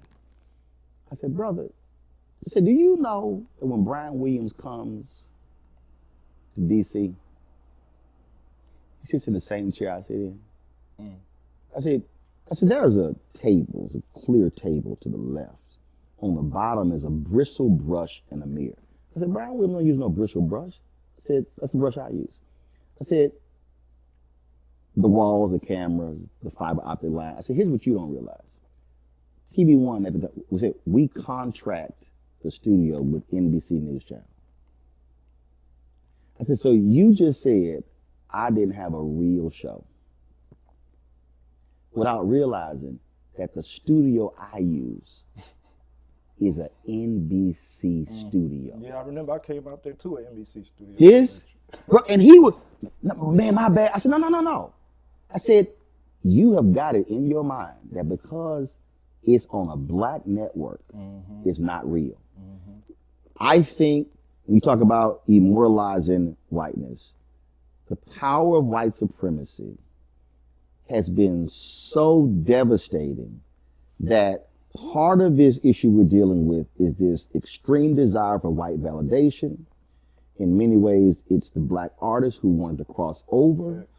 It's the people who shunned Tyler Perry, and they over here yelling, hollering, and screaming. But Tyler, like, I just built my own 250-acre whole studio. It is this entire. What I keep saying is there should be a massive reprogramming of Black America. I just think that until. That's really what the strategy has to be, a reprogramming to say, we cannot continue to operate with this notion of white validation that drives everything in our community. I think, a lot of that comes from the fact that it's just plain and simply systematic. And a lot of brothers are still dumb, deaf, and blind. You know what I'm saying? Like the 5%ers will call them dumb, deaf, and blind. They dumb, deaf, and blind. When I hear niggas talking this crazy stuff, you dumb, deaf, and blind. You don't know what you need to know to have a fully informed view of what's going on. So you ignorant to the facts for real. You ignorant to the real facts. So and we all have moments like that. So I try not to judge brothers or sisters and whoever when they have some ignorance pertaining to things, because that ignorance sets up an opportunity for education. Right. If you want to embrace that education. Right. Don't shut them down. Just simply say, hey, you know what you saying right now. That shit ain't true. Right. And then hear the facts. Right. So hopefully after we have some real dialogue about it, you move forward and know what's really going on. But man, that's a part of the thing too. A lot of black folks have an issue with the language that we use in black politics. They don't want to be identified as poor. They don't want to be identified as being oppressed. They don't want to be identified as like being a person that's navigating the society as a victim or victimized by what's going on. And I think what people like ourselves are saying is we're not saying any of that. We're not saying that you're a victim. We're not saying that you're downtrodden. We actually saying the opposite. We saying due to the fact that you have went through this, we have went through it worse than any group of people that has ever went heads up with the United States. And you got to really acknowledge the fact that any major social changes that have happened in this society, in the United States society, the container of the USA, so-called black Americans sparked that change. Period. Right. Period. We've been involved in every aspect of social justice, every aspect of it's not even do folks here feel that there is something else going on here? Man, we deal with a lot of here's the reality too. I'm not going to absorb the black movement as an industry of its responsibility to that. And I'm not talking about the movement, the organic movement, where the people walk outside and say, we believe that we can turn this thing over. I'm talking about the movement that has people filling out W-9s and W-2s every year. I'm not going to absorb that movement of its responsibility to that situation. I refuse to, because it's no different than what the music industry does, where they come find some people that's in the hood. We pump them up, we pump them up, we pump them up, we pump them up. So long as they choose to have a certain functionality to what we need. Now, the second they get empowered enough to say, you know, I got the mojo, I got the swag, I can go out here and do what I need to do without y'all. They left on their own. So a lot of those people that are not here were living in situations that regular people have to endure, with millions of people knowing who they are now, and no infrastructure around them to protect them. Folks having to work regular jobs after they built such a massive moment, still trying to figure out how to feed their mama, still trying to figure out where is that next dollar coming from, that next piece of bread. So a lot of these situations are situations that, these people are very popular people because of the movement, but they regular folks still, and they living in regular situations that regular black folks are living in. So a lot of these niggas in the movement ain't living in regular black folks situations. So when some real shit happen, their mind, how could this happen? What's going on? We live like black people live. I don't know if y'all forgot, we have a radical dilemma. We have a murder rate that's cracking the ceiling. We have an STD rate that's cracking the ceiling. People, it ain't Mayberry around here. Shorty 2 blocks away giving head $35 a pop to pay her Ameren bill. You niggas forgot. We didn't forget. We still here dealing with it. I still got to look these people in the eye. And some of what I'm making up for is yo fuck up. It ain't mine. So some of what I'm making up for ain't even the blood that I put on the concrete. So a lot of us with a certain positionality to real situations have been far too kind to a lot of these motherfuckers. When you talked about not absolving them of responsibility, we've seen that in other cities where black activists have committed suicide. Brothers in Columbus, there was another sister I had a mom on, and She was in North Carolina, came up missing. They discovered she actually took her own life. I also think if folks don't realize the level and the intensity, the pressure that comes with being an activist. That, you know, it's just like we quote King and people talk about, you know, this speech, that speech, not realizing he suffered massive depression. Mm-hmm. That march, True. That march in Memphis, Man, where the cat's in the back. The Memphis march took King out emotionally. They grabbed him, took him to a hotel, put him in a. He is in the bed under the covers, fully closed, and sunk into an immediate depression over what happened. Yeah. I was reading Nick Cotz's book on LBJ and King. LBJ suffered massive depression. So I'm reading this book and I'm going, wait a minute. You got two titans, President Lyndon Baines Johnson, Reverend Dr. Martin Luther King Jr., these two major figures who both were suffering massive depression. That also is something that I think that we have to be cognizant of. We are demanding activists put it on the line. And then when stuff gets done, folk move on, not realizing that they still are paying a price for what they had to endure. Yeah, you spend 2 summers yelling at the police, spitting at the police. And, you know, this motherfucker from New York put the battery in your back to do it. You know what I mean? They gone now. You driving down Wash Ave, that cop remember you from talking all that crazy stuff. Y'all finna have a real conversation. Or a real encounter. You in a real situation now. Ain't no damn jail bailout line to call. Ain't no damn lawyers on speed dial. Ain't no damn CNN and NBC putting the camera in your face to expose it. You in a real situation now, straight up. And you're gonna end up down there at that Justice Center with them brothers is busting out them windows real quick. So it's just like, you know, what? All I'm saying is this, dog. Black people en masse are looking for a political exoneration from the fake stuff. We want to see something real. And I'm not calling nothing that existed before now fake or nothing like that. But what I'm saying is we're supposed to advance in our politics as we grow. We're supposed to advance in our worldview as men, as women, as people with alternative identities. However you rocking mentally, you're supposed to advance. And I'm saying that now we have a clear understanding of the square dance and the rodeo that we've been playing with these folks. We voted for Barack twice, this generation. Trump got in there. He got up out of there. You got your new moderate, almost Republican Democratic president.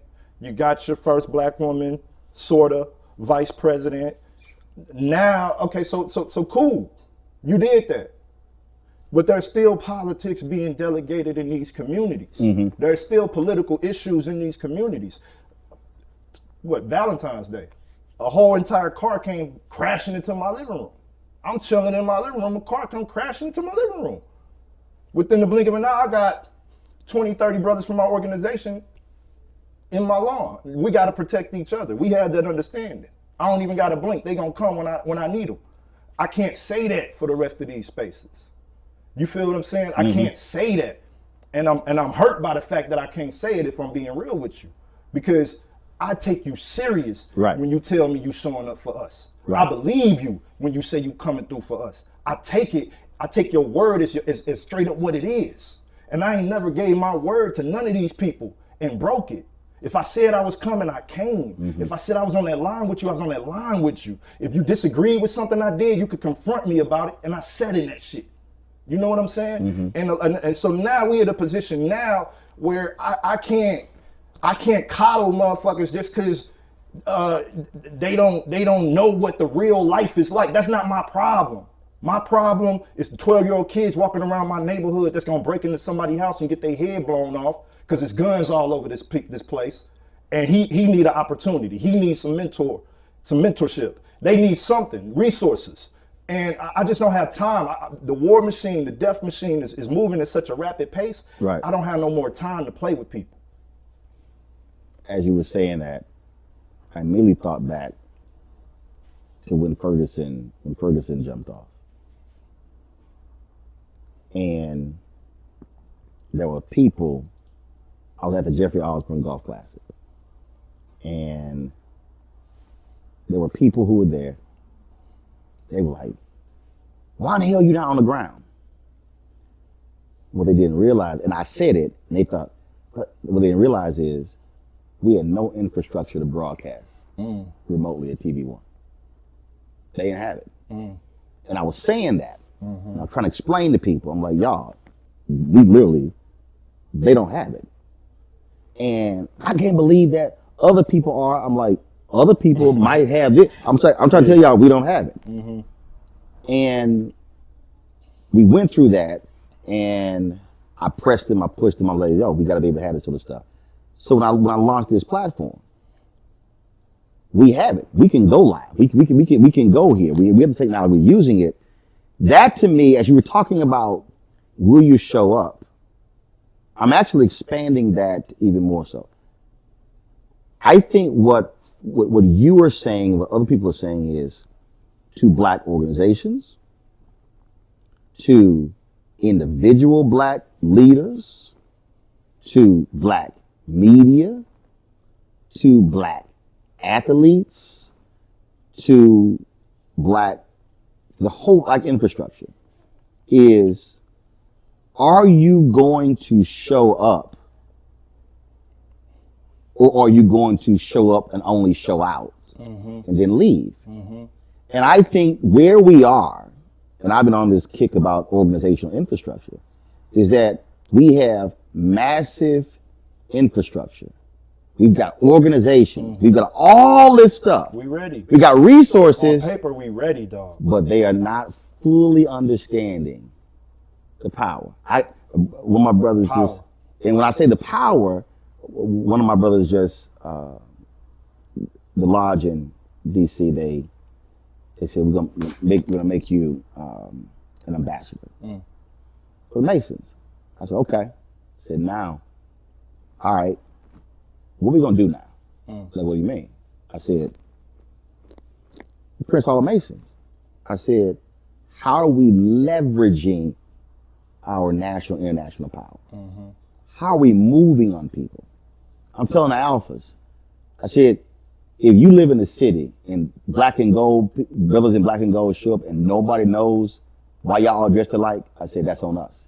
I said, we should be moving on school board meetings, moving on city council meetings, moving on county commissioner meetings, moving on state capitals, moving on Congress. I said, pink and green, red and white. I said, we should have, we should have armies saying, okay, alphas, y'all got the school board meeting in January. Capos, y'all got the county commissioner meeting in January. AKs, y'all got this. Then we gonna rotate the next month. I said, we got all this infrastructure that's not, as far as I'm concerned, not being properly moved. You could say that about every aspect of black organization. But the real is, we need to be in organizations. You know what I'm saying? It's people that are. Stokely Carmichael said that. It's hard for me to take you serious if you're not a member of no form of an organization. Stokely said, you cannot find a single African American who's done things for black people that was not part of an organization. So this single entity who is a leader, I ain't never seen how that works. No. You got to be in an organization, bro. And if you're not in one because you don't trust organizations, cool. Take the 4 or 5 people that you spitball this stuff with all the time and brain dump with this stuff with and formulate an organization. I'm a part of this thing called Black Men Build. We call it BMB for short. Prior to that, I was a part of Hands Up United. Prior to that, I was a part of some other organizations. My rap crew, we function like an organization. We treat each other like we're in an organized formation. I just believe in the power of organization. And in the United States, you see the power of organization every day. A corporation, that's an organization. Right. A record label, that's an organization. That restaurant that won't hire you, they're organized. You the one that's not organized. That's why you can't get nothing up out of them. So like, I don't trust people that flee from organization. And I don't trust people who,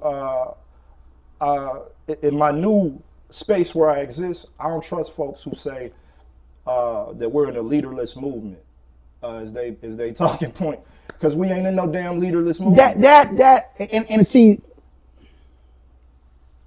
I understand where people are coming from with that, because my thing is you gotta be careful, man, because at some point your theory becomes an all-out lie. See, if you're not careful, your theory becomes a lie. And we're not in a leaderless movement currently. That's just a lie. But the other thing is this here. Okay, that sound cute. But the reality is somebody got to make the call though. We're not, man. It's so like if I'm sitting here, so it's 7 of us in here. If we say, all right, let's go get something to eat, somebody got to say this is where we going. And we can sit here and go back, what do you think? What do you think? What do you think? What do you think? What do you think? This whole deal of, well, no, we're going to achieve it by consensus. No. Leadership means somebody has to make the call. Somebody got to fall on the sword. And here's what happens. Due to this myth of the leaderless thing going on, the wrong people end up falling on the sword. Because the government don't believe that this is a leaderless movement. The NBA don't believe that this is a leaderless movement. Nike don't believe that this is a leaderless movement. Essence Magazine don't believe that this is a leaderless movement. I could go on and on. The only people that believe this is a leaderless movement are the leaders of the movement. So it's just bizarre, you know what I'm saying? And I want to have faith in people's humanity enough to believe that these are just malfunctioning pieces of what they built, or what we built collectively, that kind of just didn't tighten on loose tight enough as we were building it. You know what I'm saying? I believe that this new era of the movement has been built while I was flying. And a lot of times one of the wings might have came off and somebody might have to go outside on that deck and pull that wing and hold it closer to the body of the plane. I have a lot of mercy in that space. So when I speak my opinions, I ain't talking down on people as human beings. I'm talking down on the politics. And I got a right to talk down on the politics because I'm a black man who lives in America, and everything that influences my life, whether I like it or not, is politics. I don't have a choice in the matter. Right.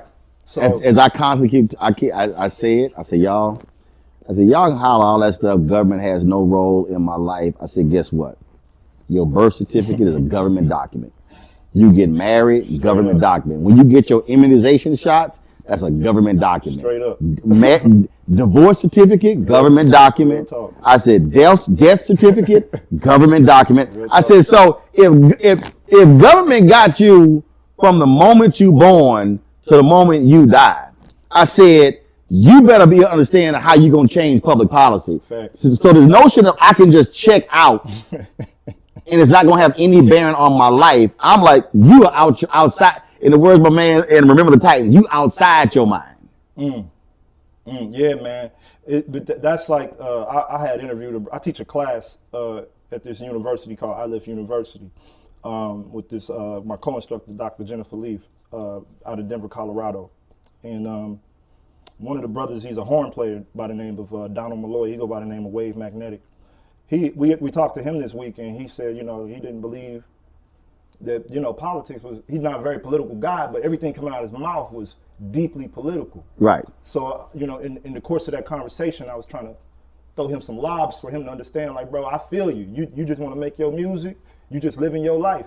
That's reflective of how a lot of black people live right now. You know what I'm saying? Even in my organization, I got black. We not no crazy maniacal organization that you're going to see storming the Capitol tomorrow. But all we saying is we just trying to obtain power for our people. We're trying to have a sophisticated agenda. We're trying to move ourselves closer to a general consensus with black folk all over the world. So I understand that, man, me making a decision to come here is a political decision. Me waking up this morning, turning on the water and being able to take a shower, that's a political implication. That's a political decision. That's something that's attached to a politic. That water running through that pipe, me being charged for that water. Ask Flint. The privatization of that water. That's right. The access to that water or not, like what they going through down there right now in Texas with Ted Cruz. These we gotta wake up and understand. Right. We study saying it ain't political. They study saying it's hella political. Right. You know what I'm saying? And that's the thing, man. Where even like I got folks who we've been going at it because they're like, man, I don't get why you ain't going hard for reparations. I said, let me be clear.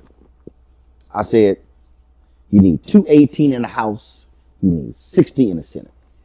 I said, show me the pathway. Just show it to me.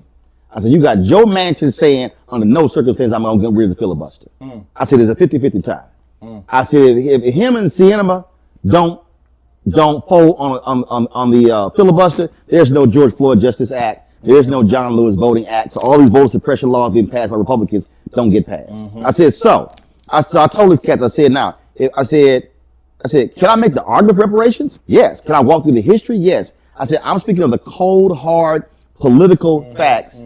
Do you have 218 and 60 in the president who's going to sign it? I said, now, where am I about to spend my time? I said, I'm 52. I got more years behind me than in front of me. I said, I'm going for the money that sits there right now. I said, there's $1 billion being spent every year on media advertising with the federal government. Black people were getting 1%. I said, I want 15, at least 15. I said, that's taking us from 10 million a year to 110 million a year to 150 million a year. I want the Pentagon contracts. I want the commerce contracts. I said, I want HHS. I want USDA. I said, now, I'm not telling you how to spend your time. What I am telling you is, I'm going to go after the money that's right there today while you trying to get the 218. What I'm not going to do is pass up the billions today. I said, trying to get to 218. And they said, and I said, we can do both at the same time. I said, but just understand, I'm saying we can go for this money right now. Because the problem is not enough trying to go for the money right now. Or even know what the hell I'm even talking about. So that's why when I keep having these cats on the show, I'm like, yo, I'm trying to show you here is the money right now that we ain't getting. Right. I feel you on that. And the reality of it too, man, is that capitalism is a complicated beast, and it's been whooping our ass since we showed up. So it's like even our. Well, first of all, we created capitalism. We are its best product. We created it. The reality is they didn't truly understand. I mean, my man Gerald Horne argues that the American Revolution was really because the 13 colonies were afraid that England was going to get rid of slavery. So bottom line is we created the system that they have been playing off of. As my man John Hope Bryan always says, he said, if you want, he said, the only way to give money away like a socialist is to make it like a capitalist. I was like, okay, John, that was it. I mean, we all know all of these systems, man, for real, come from us anyway. Even the origins of capitalism, not even going too deep, just historically, that's ancient Kemetic stuff. You know what I'm saying? Like the real way that it's supposed to function versus the way that they came and hijacked it like they do everything else and make it work how they want it to work. But the real way that it functions was, you know, we go back eons if we're gonna do it the real way. But what you still a position presenting is a conversation about another reality that we're battling. You know what I'm saying? And people, man, this interview, a lot of people gonna take offense to a lot of stuff I said. I'm used to it. The thing is, they revolutionaries who ain't got no guns, so I ain't got nothing to fear no way. But the thing is, we have now positioned ourselves to be dealing with a black leftist bourgeoisie class of folks that if we were in the middle of South African apartheid, we'd be running these folks up out of town. And I'm not saying that as a person that's against making money. I'm not against feeding my family at all. I'm a businessman on a whole nother level than the average person who does what I do. But I understand that if I'm not empowering the people around me, if I can't take the brothers that's with me and say, hey bro, When I shop, you shop. There you go. When I cop, you cop. When I rock, you rock. When I leave, you leave. If I'm getting on the plane, you getting on the plane. That don't exist a lot of times. So that's that one syndrome. I had a sister who told me she's in corporate America. She said she took this cat was like, it's lonely at the top. She said, that's your fault. The person was like, what you mean? She said, if you ever say it's lonely at the top, you didn't bring nobody with you. Mm-hmm. She said, that's your fault. And this cat was like, I can't believe you're going there. But that's the whole point. The whole point is if you're going to create something, build something, it shouldn't be where you're the one who's getting paid. That's because these niggas believe in exceptional Negro syndrome still, bro. I saw it a lot when I was out there at Harvard. A brother would get hired for, they would make the announcement that they bringing in a brother. 3 weeks later, the brother got a whole sex scandal. You know what I'm saying? Why? Because he thought he was invincible enough to do what them white boys do. He thought that he could reaffirm the patriarchy, the misogyny, and all that shit that them white niggas reaffirm. He thought he could go in there and do the same damn thing. And the white folks showed you, you can't do what we do. You can't do what we do. You not even a part of our class of folks. What are you talking about? You out of your mind. We brought you here for this. You come in here and do this. Well, you can't do none of that. That's off the menu for you. So then they find themselves looking stupid. Got to go home and explain to your wife why you done lost your kids' college fund. Got to hope and pray that somebody else gonna hire you because now everybody in the whole damn country know you got a scandal on you. This is just reality. Meanwhile, they looking at me as the brother with the tattoos and gold teeth, coming in how I want my record clean. Why? Because I need that bag. I'll die before I fuck it up. You understand what I'm saying? That bag go back to mama. That bag go back to my homies. That bag go back to the rent. That bag go over here. I'm not. Why would I come in here and do this? Right. Why? But I understand they don't come from poverty. So your mind frame different when you actually know what it's like to not eat for a day. Right. I know what it's like to look in that account and it ain't nothing in there. Mm-hmm. I'm not in competition with none of these lame academics. Y'all go do what y'all do. Y'all riding these white boys' lap. We building. I got my own stuff going on. I'm for us by us the real way. It is so funny you say that because in launching this, it's been very interesting. It's been very interesting when I talk to the black ad agencies that haven't sent a dime our way. All the folks who've known me, and all of these conversations, a lot of black folks love having. I said this publicly, I don't care. It's interesting to me when I listen to all these black folks and these owners in black media talk about how we need to partner, how we need to work together. I didn't launch this saying bootstrap it. I literally went to every major black media company saying, this is what I'm thinking about doing, let's partner. Yeah. None wanted to partner. Not one. I didn't meet with lower level. I communicated with the leaders of all of them. Not one. I mean, to be independent. Not one. So a lot of black people out there watching your show don't understand that. I understand it because I'm an independent artist. To be independent, man, you are putting yourself up against all of the forces. The forces in your life that are saying, hey, what are we doing?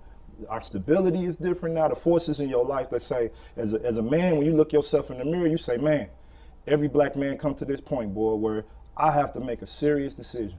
Am I going to be one of these niggas that's on that plantation asking Massa for $1, asking Massa for a piece of paper with one of his damn ancestors on the front of it? Or am I going to look in this mirror and summon my greatness, raise my middle finger to these jokers and say, I got to do what I got to do.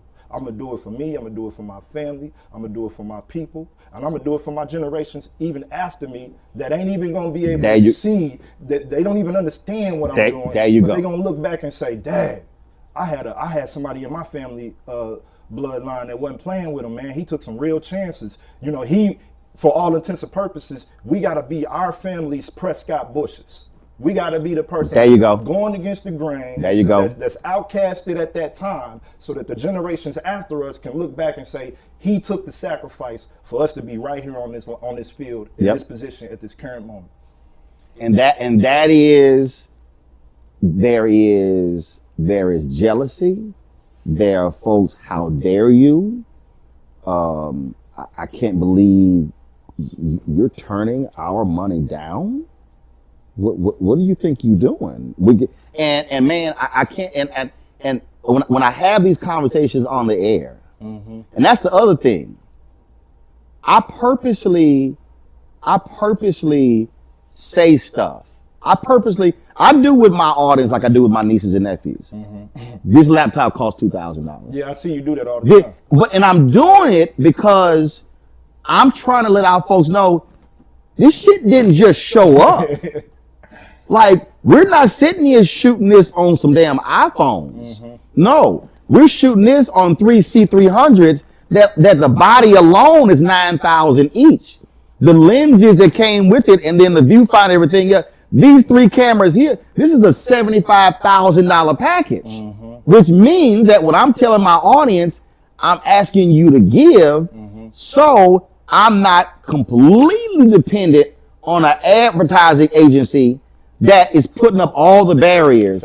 And then what happens is my people then go, well, your stuff don't look the same as over there, so therefore I'm not going to support it. I said, no. The real is too, man, what I see when I see your show is you give an opportunity for people to speak, real black people. For example, those tweets I sent out last night. No other media mechanism is going to bring me on to contextualize and explain those tweets. They may put them up on the screen without context and say, man, Tef said some crazy stuff again.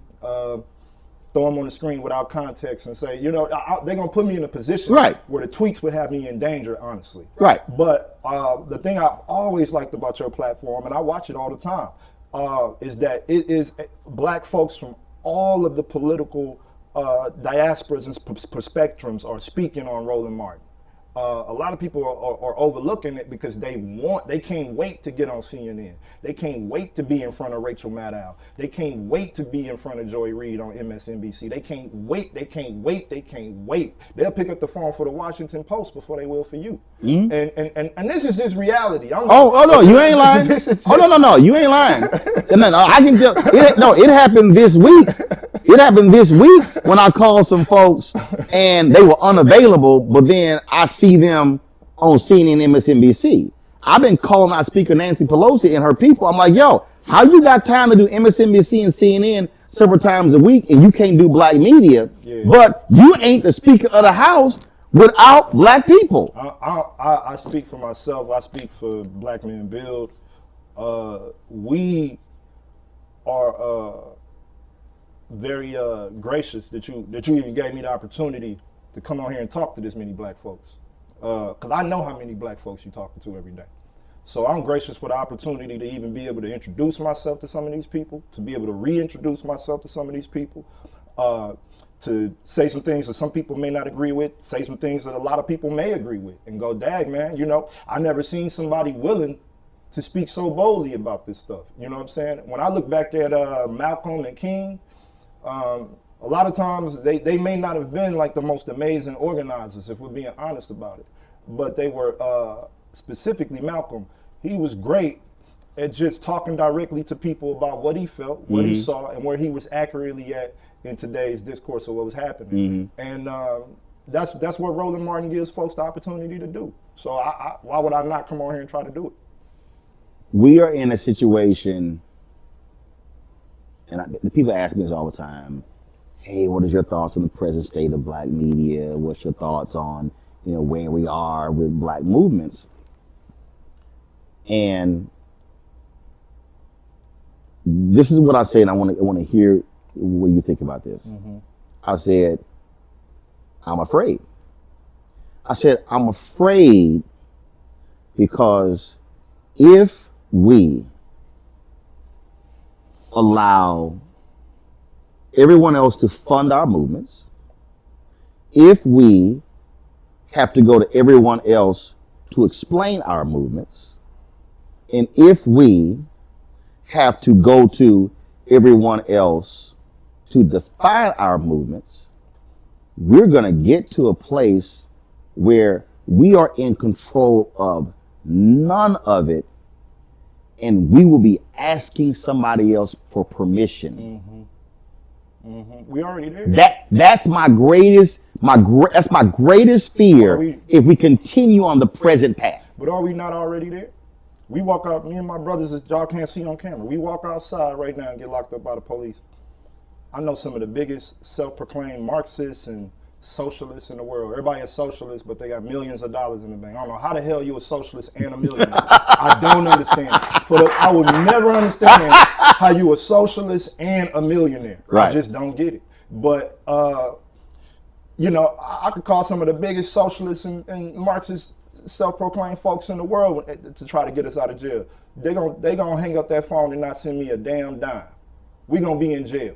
Our lawyer fees are gonna be unpaid. They're gonna, you know, it's gonna be internal emails. St. Louis Cats is asking for money again. You know what I'm saying? Like, we ain't actually in a dilemma with the police. Like, we put ourselves in this situation. You know what I'm saying? So, like, man, all that stuff don't really mean nothing to me, man. People want to come hit you with the brother Kumalakashaki stuff all the time. And I ain't knocking none of that, because some of that we need for an accurate atonement with our history. But at the same time, don't tell me nothing about none of that when you can drive right past the black person on the corner who sleeping in that snow today, and then it ain't even cross your mind to get outside of that Ford Focus and humanize that person. When you said call someone, there are a lot of people, I know a lot of people, I deal with a lot of people who, I can't stand Reverend Jackson. I mean, they go on and on and on. I remember I had my radio show on WVON. And I threw the question out. I said, let me ask y'all a question. I said, if you were anywhere in the world, you got in trouble, I said, who would you call? Cats called in. They said, I called Johnny Cochran. I said, you ain't gonna be able to get to him. They said, I'll call Farrakhan. I said, you ain't getting to him. And I told him, I said, I'm not dismissing anybody. I said, but let me tell you something. I said, here's what I know for a fact. I said, if you call the Rainbow Push office and they transfer you to either John Mitchell or the sister sitting across from John, I said, you are one person removed from Reverend Jackson. I said, now, he ain't a saint, he ain't perfect. I said, but here's the most important thing. I said, he's available. And I said, one of the greatest problems that we have, and I know some folk, if I start naming them, where it took me months, you're talking about these people in the activist world, months to get them on my show. I couldn't even reach them. I said, that's the piece. If we are not accessible to our people, the biblical example, if the woman with the blood problem was not able to touch the hem of his garment, she could not have been healed. The biggest mistake, I got issues with black preachers who preach, and when the service is over, they go into their bat cave and they never touch the people. Black leadership has to be accessible to the people, or we will perish. It does. I don't know Jesse Jackson like that. I'll try my best not to put no smut on black folk name that I don't know like that. But if you say he accessible, I'm gonna call you to get to him. Oh, that ain't a problem. Because he ain't gonna pay the fault for the kid. That's not a problem. I can do that. I'm just playing. But like, you right though, man. And black leadership also got to be something else. It got to be reluctant. Like, that's how I spot people that really are leaders.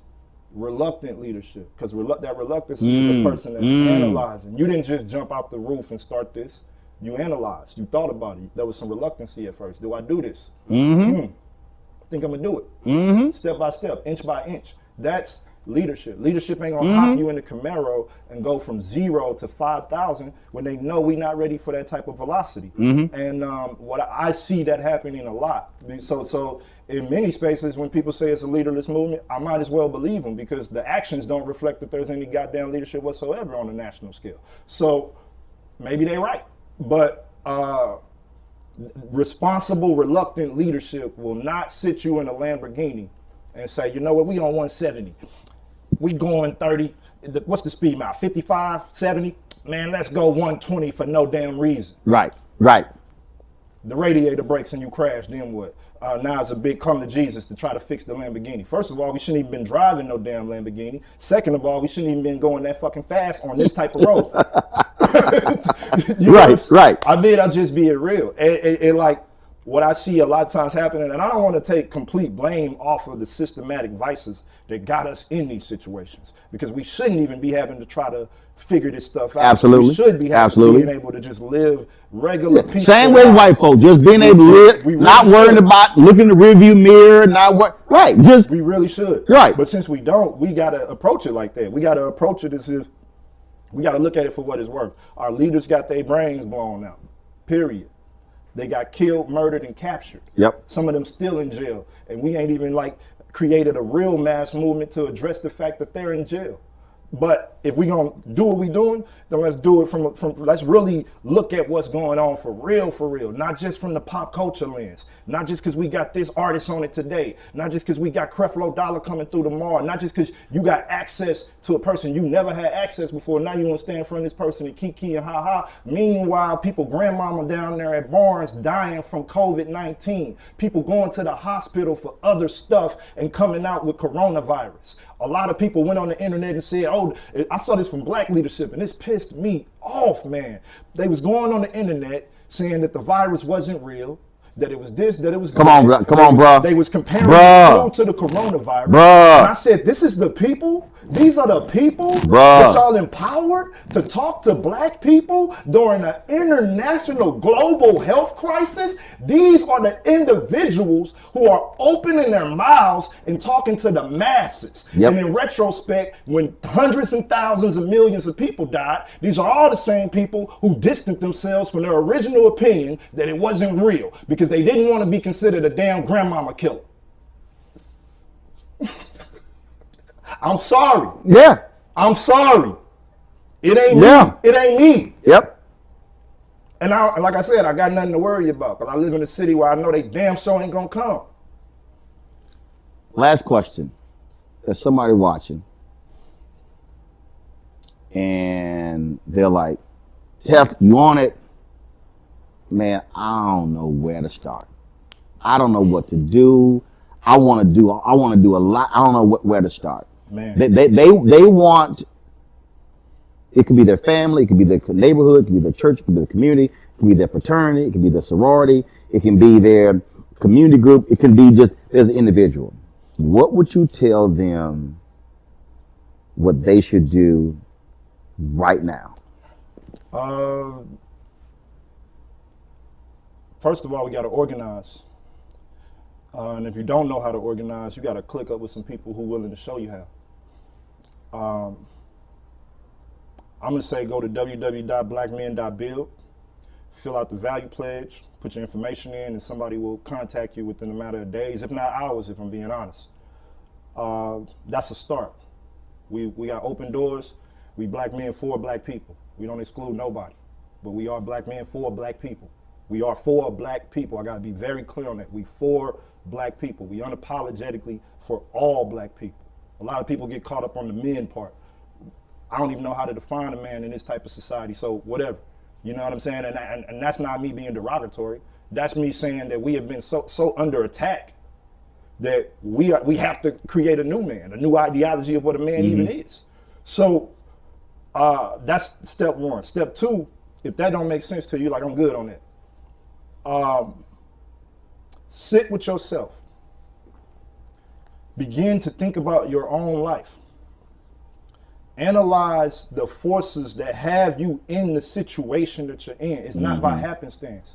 We didn't just end up in the ghetto magically. Your cousin and your baby daddy didn't just end up in the prison accidentally. That black trans person that was walking down the street that got raped and murdered for absolutely nothing, that didn't just happen because it just happened to happen. We got to analyze what's really going on. So do some deep self-reflection. And I believe when you start to do that, you start to develop your own analysis about your place, not only your place in society, but your place in the universe. And I think we live in a world where we got all of this stuff. We got the Instagram, we got the Twitter, we got the Facebook, we got the woo woo woo. You want to be the baby, you want to be Meek Mill, you want to be Megan Thee Stallion, you want to be all these tributes that this society has created. This society handpicked these people and made these people into tributes, and you want to be these people. You want to be a tribute. It's the Hunger Games. You want to be a part of it because where you at, it ain't nothing going on. You could die walking outside where you at, and you looking at them shining. You looking at them shining. You say, man. they did it, I could do it. See, so now we repackaged the American dream and filled it up with a whole bunch of blood diamonds, a whole bunch of LLCs and IRS ventures, and now and folks just in complicated situations because they want what the black folks that got shit have. So I say first you got to analyze yourself, your situation. Start to critically think about why you in that situation, how you get in that situation. Some of it may be your personal responsibility.